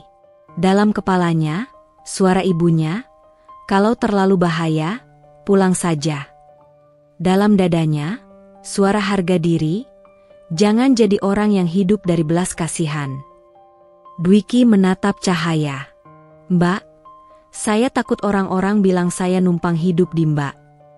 Cahaya menatapnya balik, sorot matanya tenang. "Biarkan mereka bicara. Yang penting, kamu tahu niatmu." Kalimat itu sederhana, tapi berat. Cahaya lalu berkata lebih pelan, seperti bicara pada dirinya sendiri, "Aku juga hidup dengan banyak orang yang bicara tentangku. Mereka pikir aku punya semuanya." Padahal, ia berhenti, menelan napas. Padahal ada hal-hal yang tidak bisa dibeli. Dwiki menatap kursi roda itu. Ia baru sadar, di ruangan megah ini, ada benda yang menjadi batas paling nyata. Batas yang tidak bisa dilompati dengan uang. Dan entah kenapa, Dwiki merasa ingin menolong lagi, bukan dengan mengangkat atau mendorong, tapi dengan sesuatu yang lebih sulit. Membuat seseorang merasa tidak sendirian. Namun ia menahan diri. Ia bukan siapa-siapa di dunia Cahaya. Ketukan pintu terdengar. Sekar masuk kembali setelah diizinkan. Wajahnya masih menjaga jarak. "Mbak, ada panggilan dari Pak Arman. Urgent." Nama itu membuat Cahaya menegang sedikit. Tapi ia tidak menunjukkan. "Bilang nanti," kata Cahaya. Sekar ragu, lalu menatap Dwiki. "Mas Dwiki, maaf, tapi saya harus pastikan. Mas datang ke sini tujuan apa?" Nada Sekar tidak kasar, tapi jelas, tuduhan halus. Dwiki menatap Sekar, lalu menunduk sopan. "Saya datang karena Mbak Cahaya mengundang. Saya tidak minta apa-apa." Sekar masih tidak puas. "Dan Mas yakin tidak akan memanfaatkan situasi Mbak?" Dwiki mengangkat kepala. Matanya tenang, tapi tegas. "Saya jualan sayur, Mbak Sekar. Saya tahu rasanya orang menganggap saya kecil. Saya tidak akan melakukan itu ke siapapun." Cahaya memotong, dingin. "Sekar, cukup." Sekar terdiam, menunduk. "Baik, Mbak." Cahaya menatap Dwiki lagi. Kali ini lebih lembut. "Aku minta maaf. Lingkunganku terbiasa curiga." Dwiki mengangguk. "Saya mengerti." Cahaya mendorong kursi rodanya sedikit mendekat. "Dwiki, satu hal lagi." "Iya, Mbak." Cahaya menarik napas. "Kalau kamu menolak program itu, aku tetap ingin kamu tahu, aku berutang terima kasih. Dan aku ingin membalasnya dengan cara yang membuatmu tetap berdiri sebagai dirimu sendiri." Dwiki menatapnya. Di mata Cahaya, ada sesuatu yang jujur. Bukan strategi, bukan pencitraan. Jujur seperti hujan. Bisa dingin, bisa menyakitkan, tapi nyata. Dwiki akhirnya meraih map tipis itu. Ia tidak membukanya, hanya memegangnya. Saya baca dulu, Mbak," kata Dwiki pelan. "Saya tidak janji langsung." Cahaya tersenyum tipis. "Itu sudah cukup." Dwiki berdiri, menunduk. "Terima kasih, Mbak." "Terima kasih juga," jawab Cahaya. Dwiki hendak berjalan keluar, tapi di depan pintu ia berhenti sejenak, menoleh. "Mbak Cahaya." Cahaya mengangkat alis. "Ya?" Dwiki ragu, lalu berkata jujur, "Kemarin, waktu Mbak bilang sering merasa sendirian, saya kepikiran." Cahaya terdiam. Seperti tidak menyangka Dwiki mengingatnya. Dwiki melanjutkan, suara pelan tapi hangat, "Kalau Mbak butuh orang buat, sekadar didengerin, saya mungkin gak pintar, tapi saya bisa dengerin." Cahaya menatapnya, lama. Lalu senyum tipisnya berubah jadi sesuatu yang lebih nyata. Senyum kecil yang hangat, meski hanya sepersekian. "Baik," kata Cahaya pelan. "Aku ingat itu." Dwiki mengangguk, lalu keluar bersama Sekar, turun lift, dan kembali ke mobil. Saat mobil melaju meninggalkan gedung, Dwiki memegang map itu erat-erat. Ia memandang keluar jendela, melihat kota Sanjaya dari sudut yang berbeda. Ia tidak tahu apakah ia akan menerima tawaran itu. Ia tidak tahu apakah hidupnya benar-benar akan berubah. Sementara di lantai tinggi gedung itu, Cahaya memandang keluar jendela, memikirkan pemuda sederhana yang baru saja pergi. Untuk pertama kalinya sejak kecelakaan itu, ia merasa hatinya tidak sepenuhnya mati. Dan untuk pertama kalinya, ia ingin seseorang kembali, bukan karena butuh, tapi karena ia ingin. Pagi itu, Dwiki bangun dengan dada yang terasa lebih berat dari biasanya. Bukan karena keranjang sayur yang harus diangkat. Bukan karena jalanan yang harus ditempuh. Tapi karena map tipis yang tergeletak di atas meja kecil dekat gelas air. Map itu tidak berat secara fisik, namun isinya seperti pintu menuju dunia yang selama ini hanya ia dengar dari cerita orang. Program perusahaan, kontrak kerja, tanggung jawab, dan uang dengan angka yang belum pernah ia pegang. Dwiki menatap map itu lama. Di ruang tengah, ibunya batuk pelan. Dwiki segera berdiri, menyiapkan air hangat, lalu duduk di samping ibunya. "Ibu gimana? Enakan?" tanya Dwiki. Ibunya mengangguk lemah. "Lumayan. Kamu kok kelihatan kepikiran, Nak?" Dwiki ragu. Ia akhirnya menarik napas dan berkata pelan, "Kemarin, ada orang penting ngajak Dwiki kerja, bukan kerja kantor, tapi program. Katanya jadi mitra." Ibunya menatapnya, kening berkerut halus. "Orang penting?" Dwiki tidak menyebut nama Cahaya. Ia takut ibunya kaget, takut ibunya cemas. Ia hanya menjawab, "Orang yang Dwiki tolong kemarin itu." Ibunya terdiam beberapa detik, seperti menyusun potongan-potingan cerita yang belum lengkap. "Yang kehujanan itu?" Dwiki mengangguk. Ibunya memejamkan mata sebentar, lalu membuka lagi. "Kalau itu rezeki yang baik, ambil. Tapi jangan sampai kamu kehilangan dirimu." Kalimat itu sederhana, tapi menyentuh tepat di pusat kegelisahan Dwiki.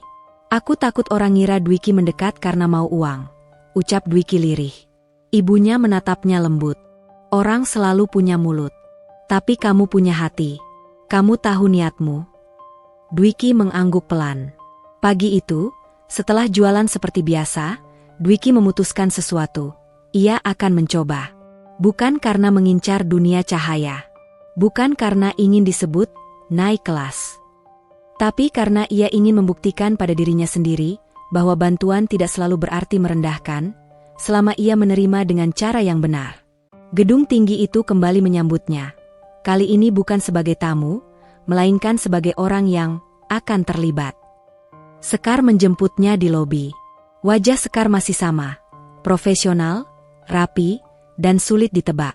"Mas Dwiki, hari ini ada pertemuan singkat dengan tim program," kata Sekar. "Setelah itu, Mas bisa langsung pulang." "Tidak lama." Dwiki mengangguk, berusaha tenang. "Baik." Di ruangan rapat kecil, ada 3 orang staf program sosial. Mereka menyapa Dwiki dengan sopan, tapi tatapan mereka memindai, seperti sedang menilai apakah Dwiki layak berada di ruangan itu. Salah satu dari mereka, pria berkacamata bernama Damar, membuka pembicaraan. "Mas Dwiki, kami ingin dengar dari Mas. Kondisi pedagang sayur keliling seperti apa? Apa yang paling mereka butuhkan?" Dwiki tidak punya teori. Ia hanya punya kenyataan. Ia menceritakan soal harga yang naik turun, soal sayur yang cepat rusak, soal modal yang tipis, soal banyak pedagang yang tidak punya akses penyimpanan dingin, dan soal kebiasaan utang dulu bayar nanti yang kadang menjerat. Orang-orang itu mulai mencatat. Ketika Dwiki bicara, ia merasa, untuk pertama kalinya, hidupnya yang di jalan dianggap punya nilai. Di sisi ruangan, Cahaya hadir. Ia tidak banyak bicara. Ia hanya mendengar. Namun sorot matanya menempel pada Dwiki, bukan seperti atasan menilai bawahan, melainkan seperti seseorang yang menemukan sesuatu yang ia cari, kejujuran yang tidak dibuat-buat. Setelah rapat, Cahaya memanggil Dwiki sebentar di ruangannya. "Kamu tadi bagus," kata Cahaya singkat. Dwiki menggaruk belakang leher, gugup. "Saya cuma ngomong yang saya tahu." "Itu yang kubutuhkan," jawab Cahaya. Ada jeda pendek. Cahaya menatap Dwiki lebih lama dari biasanya, lalu berkata pelan, "Aku tidak ingin program ini jadi pajangan. Aku ingin ini nyata." Dwiki mengangguk. Kalau Mbak serius, saya juga serius. Cahaya tersenyum tipis. Baik, tapi ini akan membuatmu terlihat. Dwiki mengernyit. Terlihat? Cahaya menatap keluar jendela. Dwiki, di duniaku, apapun yang terlihat bisa jadi senjata. Kalimat itu membuat punggung Dwiki merinding. Ia tidak sepenuhnya mengerti, tapi ia mulai paham bahwa masuk ke dunia cahaya berarti masuk ke ruang yang penuh mata. Awalnya semuanya berjalan tenang. Dwiki mulai membantu tim program turun ke pasar, bukan sebagai pegawai yang sok pintar, tapi sebagai jembatan. Ia memperkenalkan pedagang yang jujur, memisahkan pedagang yang suka curang, memberi saran realistis. Kalau pelatihan jam segini, pedagang gak bisa datang, kata Dwiki suatu hari. Mereka jualan. Cari waktu setelah maghrib atau siang banget. Staf program terdiam, lalu mengangguk. Mereka terbiasa memutuskan dari meja rapat, bukan dari jalanan. Beberapa pedagang mulai menghormati Dwiki lebih dari sebelumnya. Bu Ranti bahkan sempat menatapnya dengan campuran bangga dan khawatir. "Wai, kamu sekarang sering dijemput mobil," kata Bu Ranti suatu pagi, nada suaranya seperti menahan sesuatu. "Kamu hati-hati. Dunia orang atas itu licin. Lebih licin dari lantai pasar habis hujan." Dwiki tersenyum canggung. "Saya cuma bantu program, Bu. Saya tetap jualan sayur kok." Bu Ranti mengangguk pelan, tetapi tatapannya tajam. "Yang penting kamu jangan berubah. Jangan sampai orang baik jadi orang bego." Kalimat itu membuat Dwiki tertawa kecil, tapi dalam hati ia mengingatnya kuat-kuat. Namun ketenangan itu tidak bertahan lama. Karena seperti kata Cahaya, apapun yang terlihat, bisa jadi senjata. Seminggu setelah Dwiki mulai terlibat, sebuah artikel muncul di media lokal online. Judulnya dibuat sensasional, seolah ditulis oleh orang yang tidak peduli kebenaran, hanya peduli klik. CEO muda Cahaya dekat dengan penjual sayur, romansa atau strategi. Di bawahnya, foto Dwiki keluar dari gedung perusahaan, diambil dari jauh. Wajahnya tidak terlalu jelas, tapi cukup membuat orang yang mengenalnya langsung tahu. Kolom komentar lebih kejam dari hujan badai. "Pasti pengen kaya. Modus nolong biar dekat orang kaya. CEO kok gampang baper sama tukang sayur. Hati-hati, Mbak, jangan tertipu." Dwiki membaca itu di ponsel Reno yang datang ke gang sambil wajah panik. "Wai, ini gawat, bro." Reno menyodorkan layar, suaranya menurun. "Lu udah jadi bahan gosip satu kota." Dwiki menatap layar itu lama. Jari-jarinya mengeras. Dadanya seperti ditarik dua arah, marah dan malu. "Aku nggak ngapa-ngapain," gumam Dwiki, suara serak. "Aku cuma kerja." Reno menelan ludah. "Gue tahu. Tapi netizen nggak peduli. Mereka butuh tokoh buat dihujat." Dwiki menutup mata sebentar, menahan napas agar tidak meledak. Di dalam rumah, ibunya batuk lagi. Dwiki memandang pintu, lalu menatap Reno. "Jangan sampai ibu lihat," kata Dwiki pelan. Reno mengangguk cepat. "Gue paham." Namun bagaimana caranya menyembunyikan sesuatu yang sudah menyebar seperti asap? Di pasar, bisik-bisik mulai muncul. Ada pedagang yang tersenyum sinis ketika Dwiki lewat. Ada yang memanggilnya bos kecil. Ada yang sengaja meninggikan suara. Itu Dwiki, yang katanya dekat sama CEO. "Wah, besok-besok udah nggak jualan sayur lagi, jualan mobil kali. Orang miskin kalau dapat jalan cepat, lupa jalan pulang." Dwiki pura-pura tidak dengar. Ia tetap menimbang bayam, tetap memberi kembalian tepat. Tapi kata-kata itu seperti duri kecil yang menempel di kulit. Tidak mematikan, tapi menyakitkan setiap bergerak. Di sisi lain kota, tekanan yang lebih besar menghantam Cahaya. Rapat dewan direksi memanas. Arman duduk dengan wajah tenang, seolah ia hanya menyampaikan data. Padahal setiap kata yang ia lempar seperti jarum. "Investor kita menghubungi saya," kata Arman sambil menampilkan grafik di layar.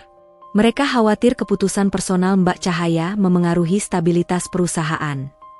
Cahaya menatap layar tanpa ekspresi. "Keputusan personal?" Arman mengangkat bahu. Kedekatan Mbak dengan seseorang yang tidak jelas latar belakangnya. Publikasi negatif meningkat. Ini berdampak pada kepercayaan. Dia jelas. Potong cahaya, suaranya dingin. Namanya Dwiki. Dia pedagang sayur. Dia orang baik. Arman tersenyum tipis, seolah iba. Justru karena itu, Mbak, orang baik pun bisa dimanfaatkan, atau bisa memanfaatkan. Cahaya menegakkan punggung. Maksudmu apa? Arman menatapnya lurus. Saya hanya bicara risiko. Dan solusinya sederhana, Mbak perlu membuat pernyataan resmi. Menjaga jarak. Menegaskan bahwa ini murni program sosial, tidak ada hubungan pribadi. Cahaya terdiam. Bukan karena ia tidak paham strategi Arman. Ia paham. Ia hanya muak. Karena pernyataan, menjaga jarak, itu akan terdengar seperti ia sedang membuang seseorang. Seseorang yang menolongnya ketika ia jatuh. Dan Cahaya tahu, jika ia melakukan itu, ia tidak hanya menjaga citra perusahaan. Ia mengkhianati dirinya sendiri. Namun di sisi lain, jika ia melawan Arman secara frontal, ia memberi celah.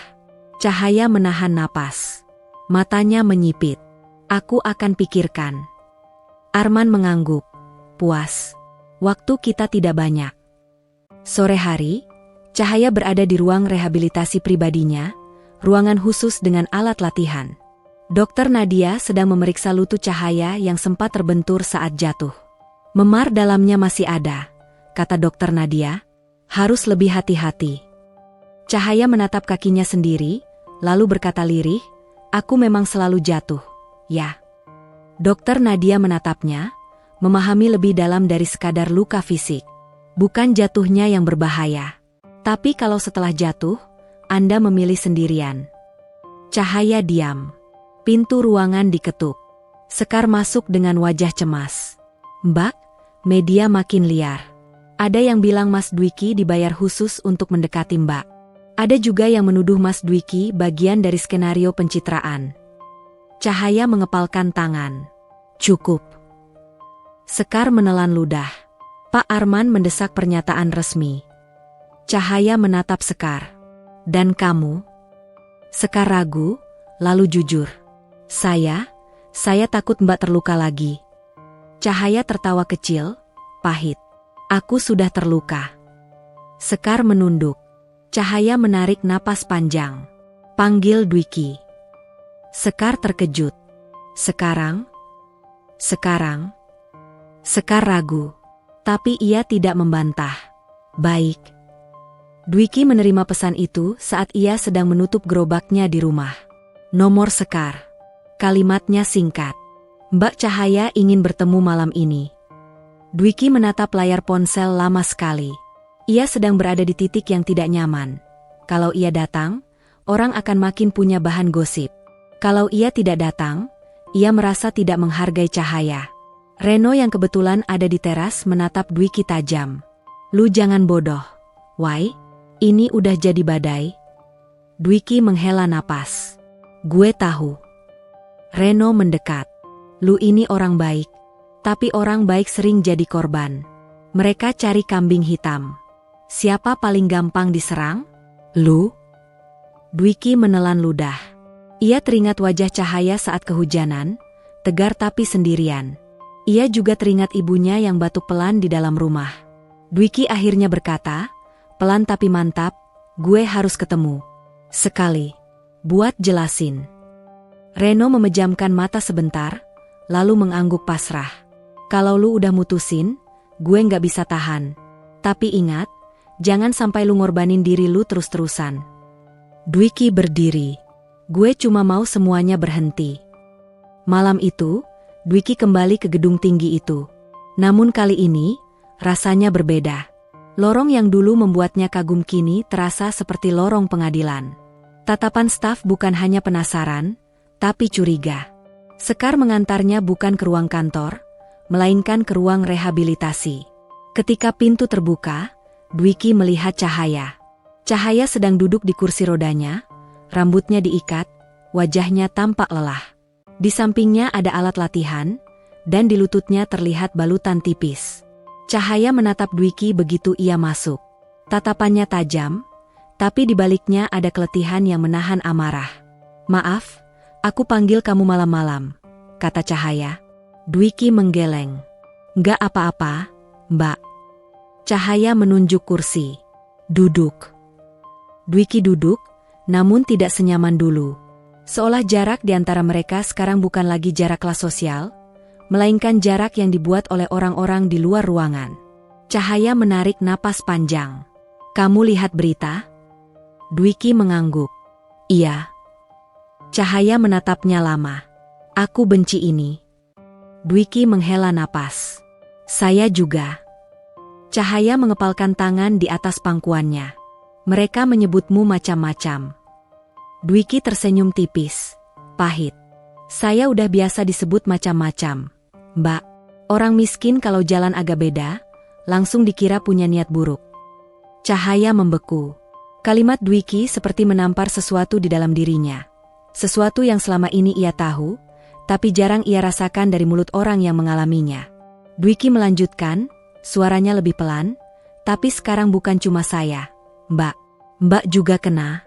Dan itu, gara-gara saya ada di dekat Mbak." Cahaya menggeleng cepat. "Bukan salahmu. Ini salah mereka." Dwiki menatap Cahaya, lalu berkata sesuatu yang sudah ia tahan sejak sore. "Mbak, saya mau berhenti." Cahaya terdiam, seperti tidak percaya. "Berhenti apa?" "Program itu," jawab Dwiki pelan. "Saya mau berhenti bantu. Biar mereka nggak punya alasan nyerang Mbak."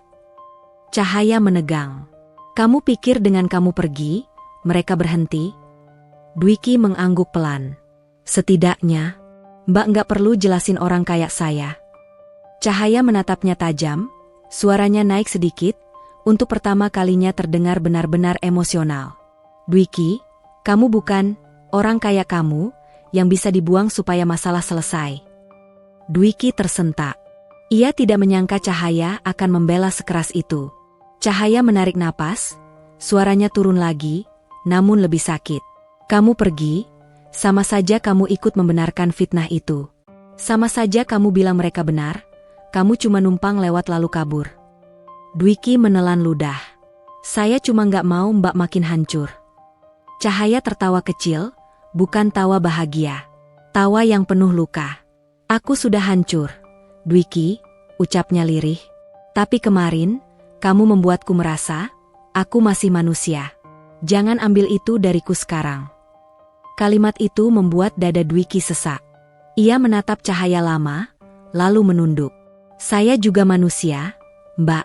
Saya punya ibu di rumah. Saya punya nama yang harus saya jaga. Kalau semua orang percaya saya memanfaatkan Mbak, saya mau jualan sayur pun bisa nggak laku." Cahaya terdiam. Hening jatuh, panjang dan berat. Di luar ruangan, terdengar langkah seseorang melewati lorong. Seolah dunia sedang menunggu keputusan mereka. Cahaya akhirnya berkata, pelan tapi tegas, "Aku bisa buat pernyataan. Aku bisa bilang kamu bagian dari program resmi. Aku bisa lindungi kamu." Dwiki mengangkat kepala, matanya tegas. "Saya nggak butuh dilindungi, Mbak. Saya butuh dianggap wajar. Dianggap manusia biasa." Cahaya menahan napas. Dwiki berdiri pelan. "Maaf. Saya datang cuma buat bilang ini langsung. Saya nggak mau Mbak dengar dari orang lain." Cahaya menatapnya, mata yang biasanya tajam kini seperti berkabut. "Kamu akan pergi?" tanya Cahaya lirih. Dwiki menunduk.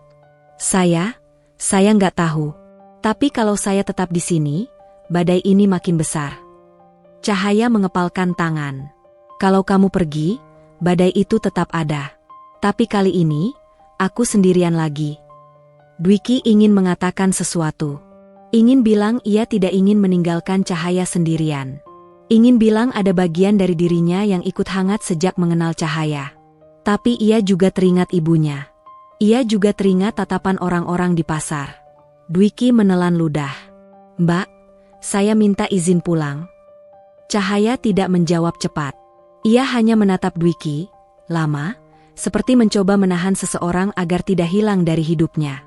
Akhirnya Cahaya berkata, sangat pelan, Kalau kamu keluar dari pintu itu, aku tidak tahu apa yang akan kulakukan besok. Dwiki membeku. Apa maksud Mbak? Suaranya serak. Cahaya menatapnya, dan untuk pertama kalinya, ia terlihat benar-benar rapuh. Besok ada rapat besar. Arman mendesak aku membuat pernyataan. Aku harus memilih, melindungi citra perusahaan atau melindungi kebenaran. Dwiki menahan napas. Cahaya melanjutkan, dan aku capek selalu kalah. Di dada Dwiki, sesuatu pecah pelan. Ia sadar, ini bukan lagi sekadar gosip. Ini perang. Dan mereka berdua berada di tengahnya, tanpa memilih. Dwiki menggenggam ujung kemejanya, menahan gemetar. Ia menatap Cahaya. Kalau begitu, ucap Dwiki pelan, Mbak harus lakukan yang Mbak anggap benar. Cahaya menatapnya. Dan kamu? Dwiki tidak langsung menjawab. Karena itulah ujian paling sulit. Ketika pilihan apapun terasa seperti salah. Di luar, lampu kota bersinar. Di dalam, dua orang dari dua dunia berbeda berdiri di tepi keputusan yang bisa mengubah segalanya. Dwiki melangkah setengah menuju pintu, lalu berhenti. Tangannya menyentuh gagang pintu. Dan saat itu, ponsel Sekar bergetar keras di luar ruangan, terdengar jelas menembus sunyi. Sekar masuk terburu-buru, wajahnya pucat. Mbak, suaranya bergetar. Ini, parah. Ada akun besar memposting, dokumen palsu. Mereka bilang Mas Dwiki menerima uang dan tanda tangan kontrak rahasia. Dwiki membeku. Cahaya menatap Sekar, lalu menatap Dwiki. Wajah Cahaya menegang, bukan marah pada Dwiki, tapi marah pada permainan yang semakin kotor. Dwiki merasakan darahnya turun dari wajah. Dwiki berusaha bicara, tapi suaranya tercekat. Cahaya mengangkat tangan, menghentikan semua kata. Matanya dingin, tajam, dan untuk pertama kalinya terlihat seperti CEO yang sesungguhnya. Bukan karena kekuasaan, tapi karena ia akhirnya memutuskan untuk tidak lari. Dwiki, kata Cahaya pelan, tapi suaranya seperti baja. Jangan pergi dulu. Dwiki menatapnya, napasnya tercekat. Cahaya melanjutkan, satu kalimat yang membuat malam itu terasa seperti garis pemisah. Besok, kita hadapi ini. Dan di dalam dada Dwiki, ketakutan berubah menjadi sesuatu yang lebih berat. Malam itu, Dwiki pulang dengan langkah yang tidak lagi sama. Bukan karena tubuhnya capek. Dwiki sudah terbiasa capek. Tapi karena pikirannya seperti dipenuhi suara-suara yang saling bertabrakan. Gosip, fitnah, tatapan sinis, ancaman Arman, dan satu kalimat dari Cahaya yang menahan langkahnya di ambang pintu. Besok, kita hadapi ini. Dwiki berjalan melewati jalanan yang basah sisa hujan. Lampu-lampu kota memantul di aspal seperti serpihan cahaya yang pecah. Ia memegang ponselnya erat-erat, seolah benda itu bisa menjelaskan apa yang harus ia lakukan. Namun yang ia temukan hanyalah tambahan racun. Dokumen palsu yang disebut Sekar sudah menyebar cepat. Ada foto Dwiki yang tampak seperti sedang menerima amplop. Ada tanda tangan yang meniru namanya. Ada narasi keji yang menyebut ia memanfaatkan CEO lumpuh demi naik kelas. Dwiki menelan ludah, menahan rasa mual. Ia berhenti di depan rumahnya yang sederhana.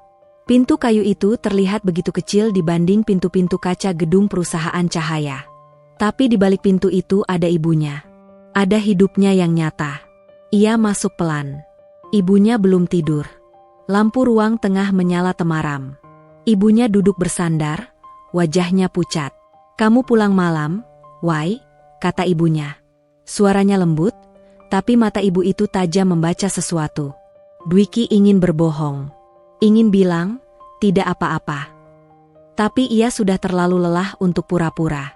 Ibu, Dwiki duduk di lantai dekat kaki ibunya. Seperti waktu kecil. Dwiki kena fitnah. Ibunya terdiam. Fitnah apa? Dwiki tidak menunjukkan ponselnya. Ia takut ibunya syok. Ia hanya menceritakan garis besarnya.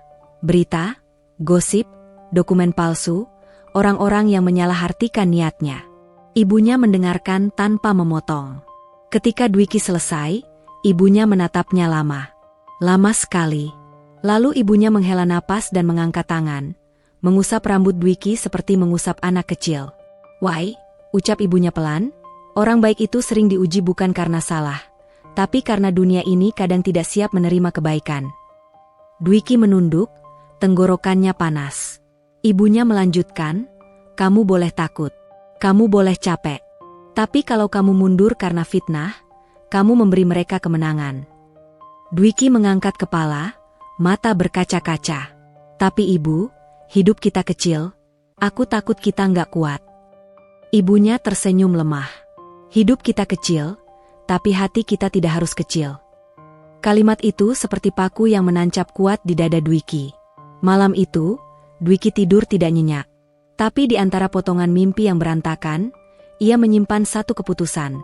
Besok ia tidak akan lari. Pagi rapat besar itu datang seperti badai tanpa hujan. Langit kota Sanjaya kelabu, angin dingin menyapu jalanan, seolah kota pun ikut menahan napas. Dwiki berangkat lebih awal setelah memastikan ibunya minum obat. Ia tidak membawa gerobak hari itu. Ia membawa sesuatu yang lebih berat, nama baiknya. Mobil hitam menjemputnya di ujung gang. Bagas membuka pintu, wajahnya tidak lagi setajam dulu, masih serius, tapi ada penghormatan kecil di sana. Mas Dwiki, kata Bagas singkat, Mbak Cahaya sudah menunggu. Dwiki mengangguk, masuk ke mobil. Di sepanjang perjalanan, Sekar duduk di depan, jarang bicara. Tapi kali ini, Sekar menoleh sebentar ke belakang. Mas, suaranya lebih pelan dari biasanya. Saya, kemarin kasar. Saya hanya takut Mbak terluka lagi. Dwiki menatapnya, lalu mengangguk kecil. Saya ngerti. Sekar menelan ludah. Dokumen itu palsu. Bagian IT sudah cek. Ada jejak pengeditan. Tapi, orang-orang kadung percaya. Dwiki menghela napas. Kalau begitu, kita buktiin. Sekar menatapnya, sedikit terkejut. Mungkin ia baru sadar, Dwiki bukan pemuda lugu yang bisa dipermainkan. Dwiki hanya pemuda yang memilih tetap baik, tapi bukan berarti bodoh. Ruang rapat utama berada di lantai atas, lebih mewah dari yang pernah Dwiki lihat. Meja panjang, kursi kulit, layar besar, dan jendela raksasa yang menghadap kota Sanjaya. Orang-orang sudah berkumpul. Direksi, beberapa investor, tim legal, tim PR, dan tentu saja Arman, duduk tenang seperti seseorang yang merasa sudah menang sebelum pertandingan dimulai. Cahaya masuk terakhir. Ia didorong kursi rodanya oleh Bagas, tapi auranya memenuhi ruangan bahkan sebelum ia bicara. Wajahnya tegas, rapi, dan ada sesuatu yang berbeda pada sorot matanya. Bukan sekadar menahan luka, melainkan memilih untuk berdiri, meski duduk di kursi roda. Semua mata tertuju padanya. Cahaya mengangkat tangan. Kita mulai. Arman tersenyum tipis. Mbak Cahaya, sebelum agenda, kita perlu klarifikasi isu yang sedang viral. Demi kepercayaan publik dan investor. Cahaya menatapnya datar. Isu tentang saya dan Dwiki. Arman mengangguk. Ya, isu tentang kedekatan personal, dugaan kontrak rahasia, serta penggunaan dana perusahaan untuk kepentingan pribadi. Beberapa orang berbisik. Cahaya menggeser kursi rodanya sedikit ke depan. Lalu, tanpa diduga, ia berkata, panggil Dwiki masuk. Ruangan langsung hening. Arman mengangkat alis. Mbak membawa yang bersangkutan ke rapat direksi. Ya, jawab Cahaya singkat. Arman menyandarkan tubuh, seolah menikmati drama. Baik, silakan. Pintu terbuka. Dwiki melangkah masuk. Di ruangan itu, ia merasa kecil. Tapi ia tidak menunduk. Ia berjalan pelan, lalu berhenti di sisi Cahaya. Ia menundukkan kepala sopan pada para direksi dan investor. Cahaya menatap semua orang. Saya akan bicara jelas. Dwiki bukan orang yang memanfaatkan saya. Dia menolong saya saat saya jatuh kehujanan di jalan. Tanpa tahu siapa saya. Arman menyelutuk halus, itu versi yang indah, Mbak. Tapi publik punya bukti lain. Cahaya menatap Arman. Bukti palsu. Arman tersenyum tipis. Kita lihat. Cahaya mengangguk pada Sekar. Sekar berdiri, membuka laptop, menghubungkan ke layar besar. Di layar muncul timeline digital, metadata dokumen, jejak pengeditan, asal unggahan, serta perbandingan tanda tangan. Sekar berbicara jelas, terukur, tanpa emosi. Kami menemukan dokumen yang beredar itu adalah hasil manipulasi. Tanda tangan Mas Dwiki dikopi dari dokumen lain yang tidak terkait. Waktu pembuatan file tidak sesuai dengan tanggal narasi. Dan akun yang menyebarkannya terhubung dengan jaringan bot. Ruangan mulai riuh kecil. Arman menepuk pelan meja, pura-pura tenang. Analisis digital bisa diperdebatkan. Publik tidak peduli detail teknis. Cahaya menatap Arman tajam. Kalau publik tidak peduli detail, tugas kita memberi detail yang benar. Arman mengangkat bahu. Lalu soal foto amplop, Mas Dwiki terlihat menerima uang. Dwiki menegang, namun Cahaya lebih dulu bicara. Foto itu, kata Cahaya, adalah momen ketika saya mengembalikan jas hujan Dwiki dan menawar ganti rugi kerugian sayurnya. Dwiki menolak. Arman tersenyum sinis. Kata-kata, tanpa bukti. Cahaya mengangguk kecil. Ada. Cahaya memberi isyarat lagi. Sekar memutar rekaman CCTV dari lobi gedung. Hari pertemuan pertama Dwiki datang. Rekaman menunjukkan Dwiki menyerahkan map kembali, gesturnya menolak amplop, lalu pergi membawa map program yang baru ia pegang setelah ditawarkan konsep mitra. Rekaman itu tidak punya suara, tapi bahasa tubuh Dwiki jelas, menolak, bukan menerima. Beberapa orang mulai saling menatap. Arman masih tersenyum, tapi kini senyumnya mulai retak. Ini hanya menunjukkan dia tidak menerima amplop saat itu. Bukan berarti dia tidak menerima hal lain. Cahaya menghela napas, lalu berkata pelan, tapi kalimatnya memotong ruangan seperti pisau. Arman, kamu capek memutar cerita, ya? Arman membeku. Mbak maksud apa? Cahaya menatapnya lurus. Aku tidak cuma membawa bukti soal Dwiki. Ruangan kembali hening. Cahaya mengangguk pada tim legal. Seorang pengacara perusahaan berdiri dan menampilkan dokumen lain, bukan dokumen palsu, melainkan dokumen internal, aliran dana, email, dan percakapan yang menunjukkan adanya upaya sistematis membangun narasi negatif, menghubungkan beberapa akun, dan satu nama vendor komunikasi yang ternyata punya hubungan bisnis dengan orang dalam. Nama itu mengarah pada Arman. Arman berdiri mendadak. Ini fitnah. Cahaya tetap tenang. Kamu suka kata fitnah? Ya, sekarang kamu merasakannya. Arman menggertakkan gigi. Anda menuduh saya tanpa dasar. Pengacara perusahaan menjawab datar, ada dasar. Jejak transaksi, kontrak vendor, dan email persetujuan yang ditandatangani Pak Arman. Ruangan gaduh. Beberapa investor tampak terkejut, sebagian marah. Arman memandang sekeliling, lalu menatap Cahaya, mencoba memutar balik. Mbak, Anda memakai kondisi emosional untuk menjatuhkan saya. Ini karena Anda terlalu dekat dengan orang itu. Cahaya menatapnya tanpa berkedip. Aku dekat dengan kebenaran, Arman. Bukan dengan gosip. Arman hendak bicara lagi, tapi pengacara perusahaan menambahkan, demi prosedur, kami merekomendasikan penonaktifan sementara Pak Arman dari jabatan sampai investigasi selesai. Kata-kata itu jatuh seperti palu. Arman terduduk. Untuk pertama kalinya, Dwiki melihat bagaimana Cahaya bertarung, bukan dengan emosi, tapi dengan ketegasan dan bukti. Dan Dwiki sadar, perempuan itu bukan hanya korban. Cahaya adalah pemimpin yang selama ini dipaksa bertahan dalam luka, tapi tetap mampu berdiri menghadapi yang ingin menjatuhkannya. Cahaya menoleh pada Dwiki, suaranya melembut sedikit. Dwiki, kamu mau bicara? Semua mata beralih ke Dwiki. Dwiki menelan ludah. Ini bukan panggung yang ia cari, tapi ini panggung yang ia terima demi harga dirinya. Ia melangkah setengah, lalu bicara dengan suara yang tenang. Saya nggak pintar ngomong, kata Dwiki. Saya cuma jualan sayur. Tapi saya tahu satu hal, kalau kita menolong orang, niat kita itu milik kita, bukan milik orang yang ngomongin. Ia menatap para direksi, lalu investor. Saya menolong Mbak Cahaya karena waktu itu, beliau jatuh. Kalau saya tahu beliau CEO terkaya pun, saya tetap akan menolong. Karena manusia ya manusia. Jatuh ya sakit. Suasana menjadi sunyi, bukan sunyi tegang, tapi sunyi yang mendengar. Dwiki melanjutkan, saya nggak minta uang. Saya juga nggak mau hidup dari belas kasihan.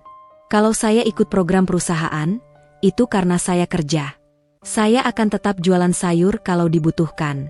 Tapi saya juga mau belajar supaya pedagang kecil kayak kami bisa punya jalan yang lebih baik. Ia menunduk sedikit. Itu aja. Dwiki mundur kembali ke samping Cahaya. Cahaya menutup rapat itu dengan suara tegas. Mulai hari ini, perusahaan mengeluarkan pernyataan resmi, Dwiki adalah mitra program sosial resmi, bukan hubungan personal. Dan kami akan menempuh jalur hukum pada pihak penyebar dokumen palsu. Ia berhenti sejenak. Lalu Cahaya menambahkan, dengan nada yang lebih hangat namun tetap kuat, dan saya ingin publik tahu, ketulusan bukan kelemahan. Ketulusan adalah kekuatan yang membuat kita tetap manusia. Rapat selesai dengan ketegangan yang perlahan berubah menjadi arah baru. Arman dibawa keluar oleh petugas keamanan. Senyumnya hilang. Yang tertinggal hanya wajah orang yang gagal mengendalikan permainan. Berita berbalik arah dalam 2 hari. Media yang dulu menuduh kini menulis klarifikasi. Warganet yang dulu menghujat mulai malu, sebagian minta maaf, sebagian pura-pura lupa. Tapi Dwiki tidak menunggu mereka berubah.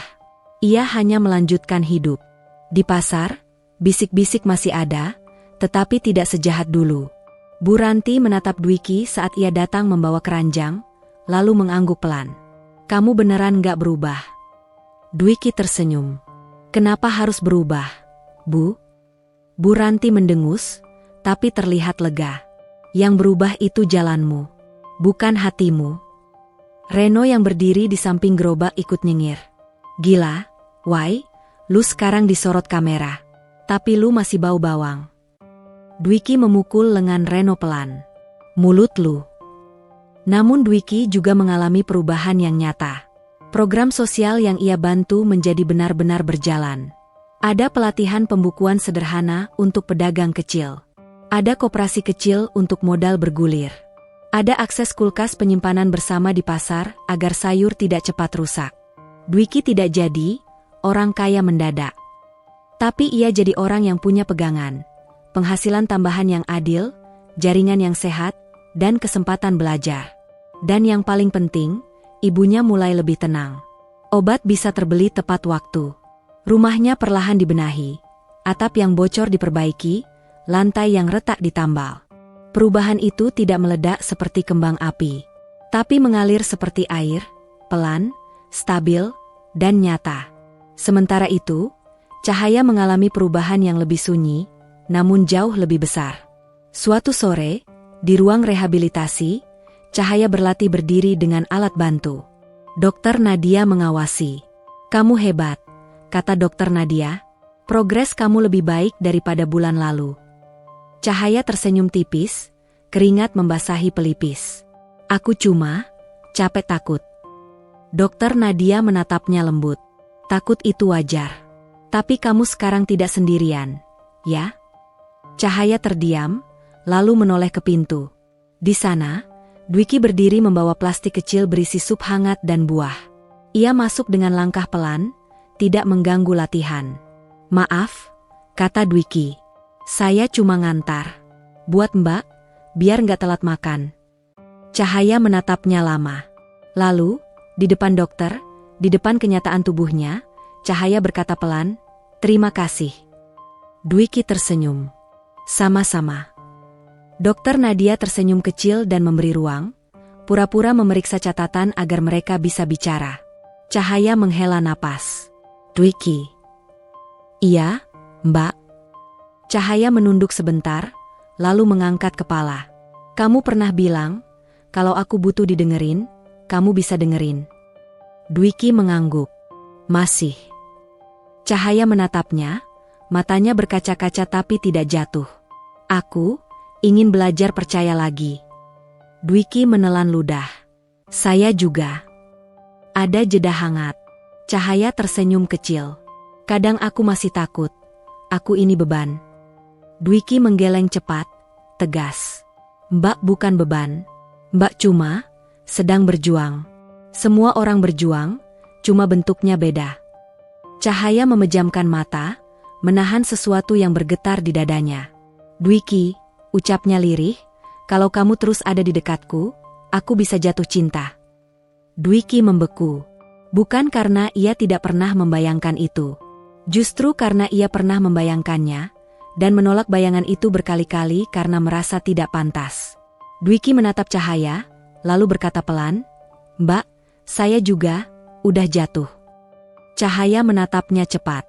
Dwiki tersenyum getir. "Jatuh duluan, malah. Tapi saya takut. Saya takut dunia bilang saya numpang. Saya takut Mbak nanti capek sama hidup saya yang sederhana." Cahaya menarik napas panjang, lalu berkata dengan suara yang dalam, tegas, dan sangat jujur. "Dwiki, aku tidak butuh orang yang membuatku tampak sempurna. Aku butuh orang yang membuatku tetap manusia." Dwiki menatapnya. Dadanya hangat. Cahaya melanjutkan, "Aku tidak minta kamu jadi orang lain. Tetap jadi Dwiki. Tetap jualan sayur kalau kamu mau. Tetap jadi kamu." Dwiki mengangguk perlahan. "Kalau begitu, Mbak juga tetap jadi Mbak. Jangan pura-pura kuat sendirian terus." Cahaya tersenyum, kali ini lebih penuh. "Deal," katanya pelan. Dwiki mengulurkan tangan, bukan untuk mengangkat, bukan untuk menyelamatkan, tapi untuk menemani. Cahaya menatap tangan itu sebentar. Lalu ia meletakkan tangannya di atas tangan Dwiki. Hangat. Tidak ada janji besar. Tidak ada adegan lebay. Hanya dua orang yang akhirnya memilih, tidak lari. Beberapa bulan kemudian, hujan turun lagi di kota Sanjaya. Hujan yang sama derasnya, mengingatkan pada hari ketika Cahaya jatuh. Namun kali ini, suasananya berbeda. Di sebuah acara kecil program sosial perusahaan, Cahaya hadir. Ia masih menggunakan kursi roda, tapi wajahnya lebih hidup. Ia naik ke panggung kecil di pasar, disorot lampu sederhana. Orang-orang pedagang berdiri di depan, sebagian memegang payung, sebagian basah kuyup, tapi semuanya mendengar. Cahaya memegang mikrofon. Suaranya jelas. "Setahun lalu, aku merasa hidupku berhenti. Aku merasa kehilangan kendali. Aku merasa tidak berguna." Ia menatap orang-orang, lalu menoleh ke arah Dwiki yang berdiri di sisi panggung, membantu memastikan acara berjalan. "Tapi aku belajar satu hal," lanjut Cahaya. "Hidup tidak selalu berubah karena uang. Kadang hidup berubah karena ketulusan." Orang-orang terdiam. Cahaya tersenyum kecil. "Dwiki mengubah hidupku bukan dengan menyembuhkanku, tapi dengan mengingatkanku bahwa aku masih berhak dihargai sebagai manusia." Ia menatap Dwiki. Dwiki menunduk, malu. Cahaya melanjutkan, "Dan aku harap program ini mengubah hidup banyak orang, bukan dengan membuat kalian bergantung, tapi dengan membuat kalian berdiri lebih kuat." Tepuk tangan pecah, bukan tepuk tangan mewah, tapi tepuk tangan yang jujur. Setelah acara, Dwiki mendorong kursi roda Cahaya keluar dari kerumunan. Hujan mengguyur, tapi mereka memakai jas hujan masing-masing, tertawa kecil ketika air memercik ke sepatu. "Lucu ya," kata Cahaya, menatap hujan. "Hujan yang dulu bikin aku jatuh, sekarang malah bikin aku ingat aku bisa bangkit." Dwiki tersenyum. "Karena sekarang Mbak enggak sendirian." Cahaya menatapnya, mata hangat. "Dan kamu?" Dwiki menatap jalanan basah, lalu menatap Cahaya. "Saya juga." Mereka berhenti di bawah atap kecil. Hujan turun deras di depan mereka seperti tirai. Cahaya berkata pelan, "Dwiki, aku nggak bisa janji hidup kita selalu mudah." Dwiki mengangguk. "Saya juga nggak minta mudah." Cahaya tersenyum. "Kamu minta apa?" Dwiki memandangnya, lalu menjawab dengan sederhana, cara yang paling khas dari dirinya. "Saya cuma minta, kita tetap jadi orang baik, walau dunia kadang jahat." Cahaya menatapnya lama, lalu mengangguk. "Kita jaga itu," ucap Cahaya. Dwiki mengangguk. "Kita jaga." Dan di tengah hujan kota Sanjaya, dua dunia yang dulu bertabrakan kini berjalan berdampingan, bukan karena salah satunya menundukkan yang lain, tapi karena keduanya memilih untuk saling menghormati. Dwiki tetap Dwiki. Cahaya tetap Cahaya. Namun hidup mereka berubah. Bukan karena kisah pemuda miskin jadi kaya, melainkan karena kisah yang lebih langka. Pemuda miskin tetap tulus, dan seorang CEO muda menemukan kembali cahaya di dalam dirinya. Tirai hujan terus turun. Tapi kali ini, ia tidak menenggelamkan. Ia seperti membasuh, membuat segalanya terasa baru. Selesai.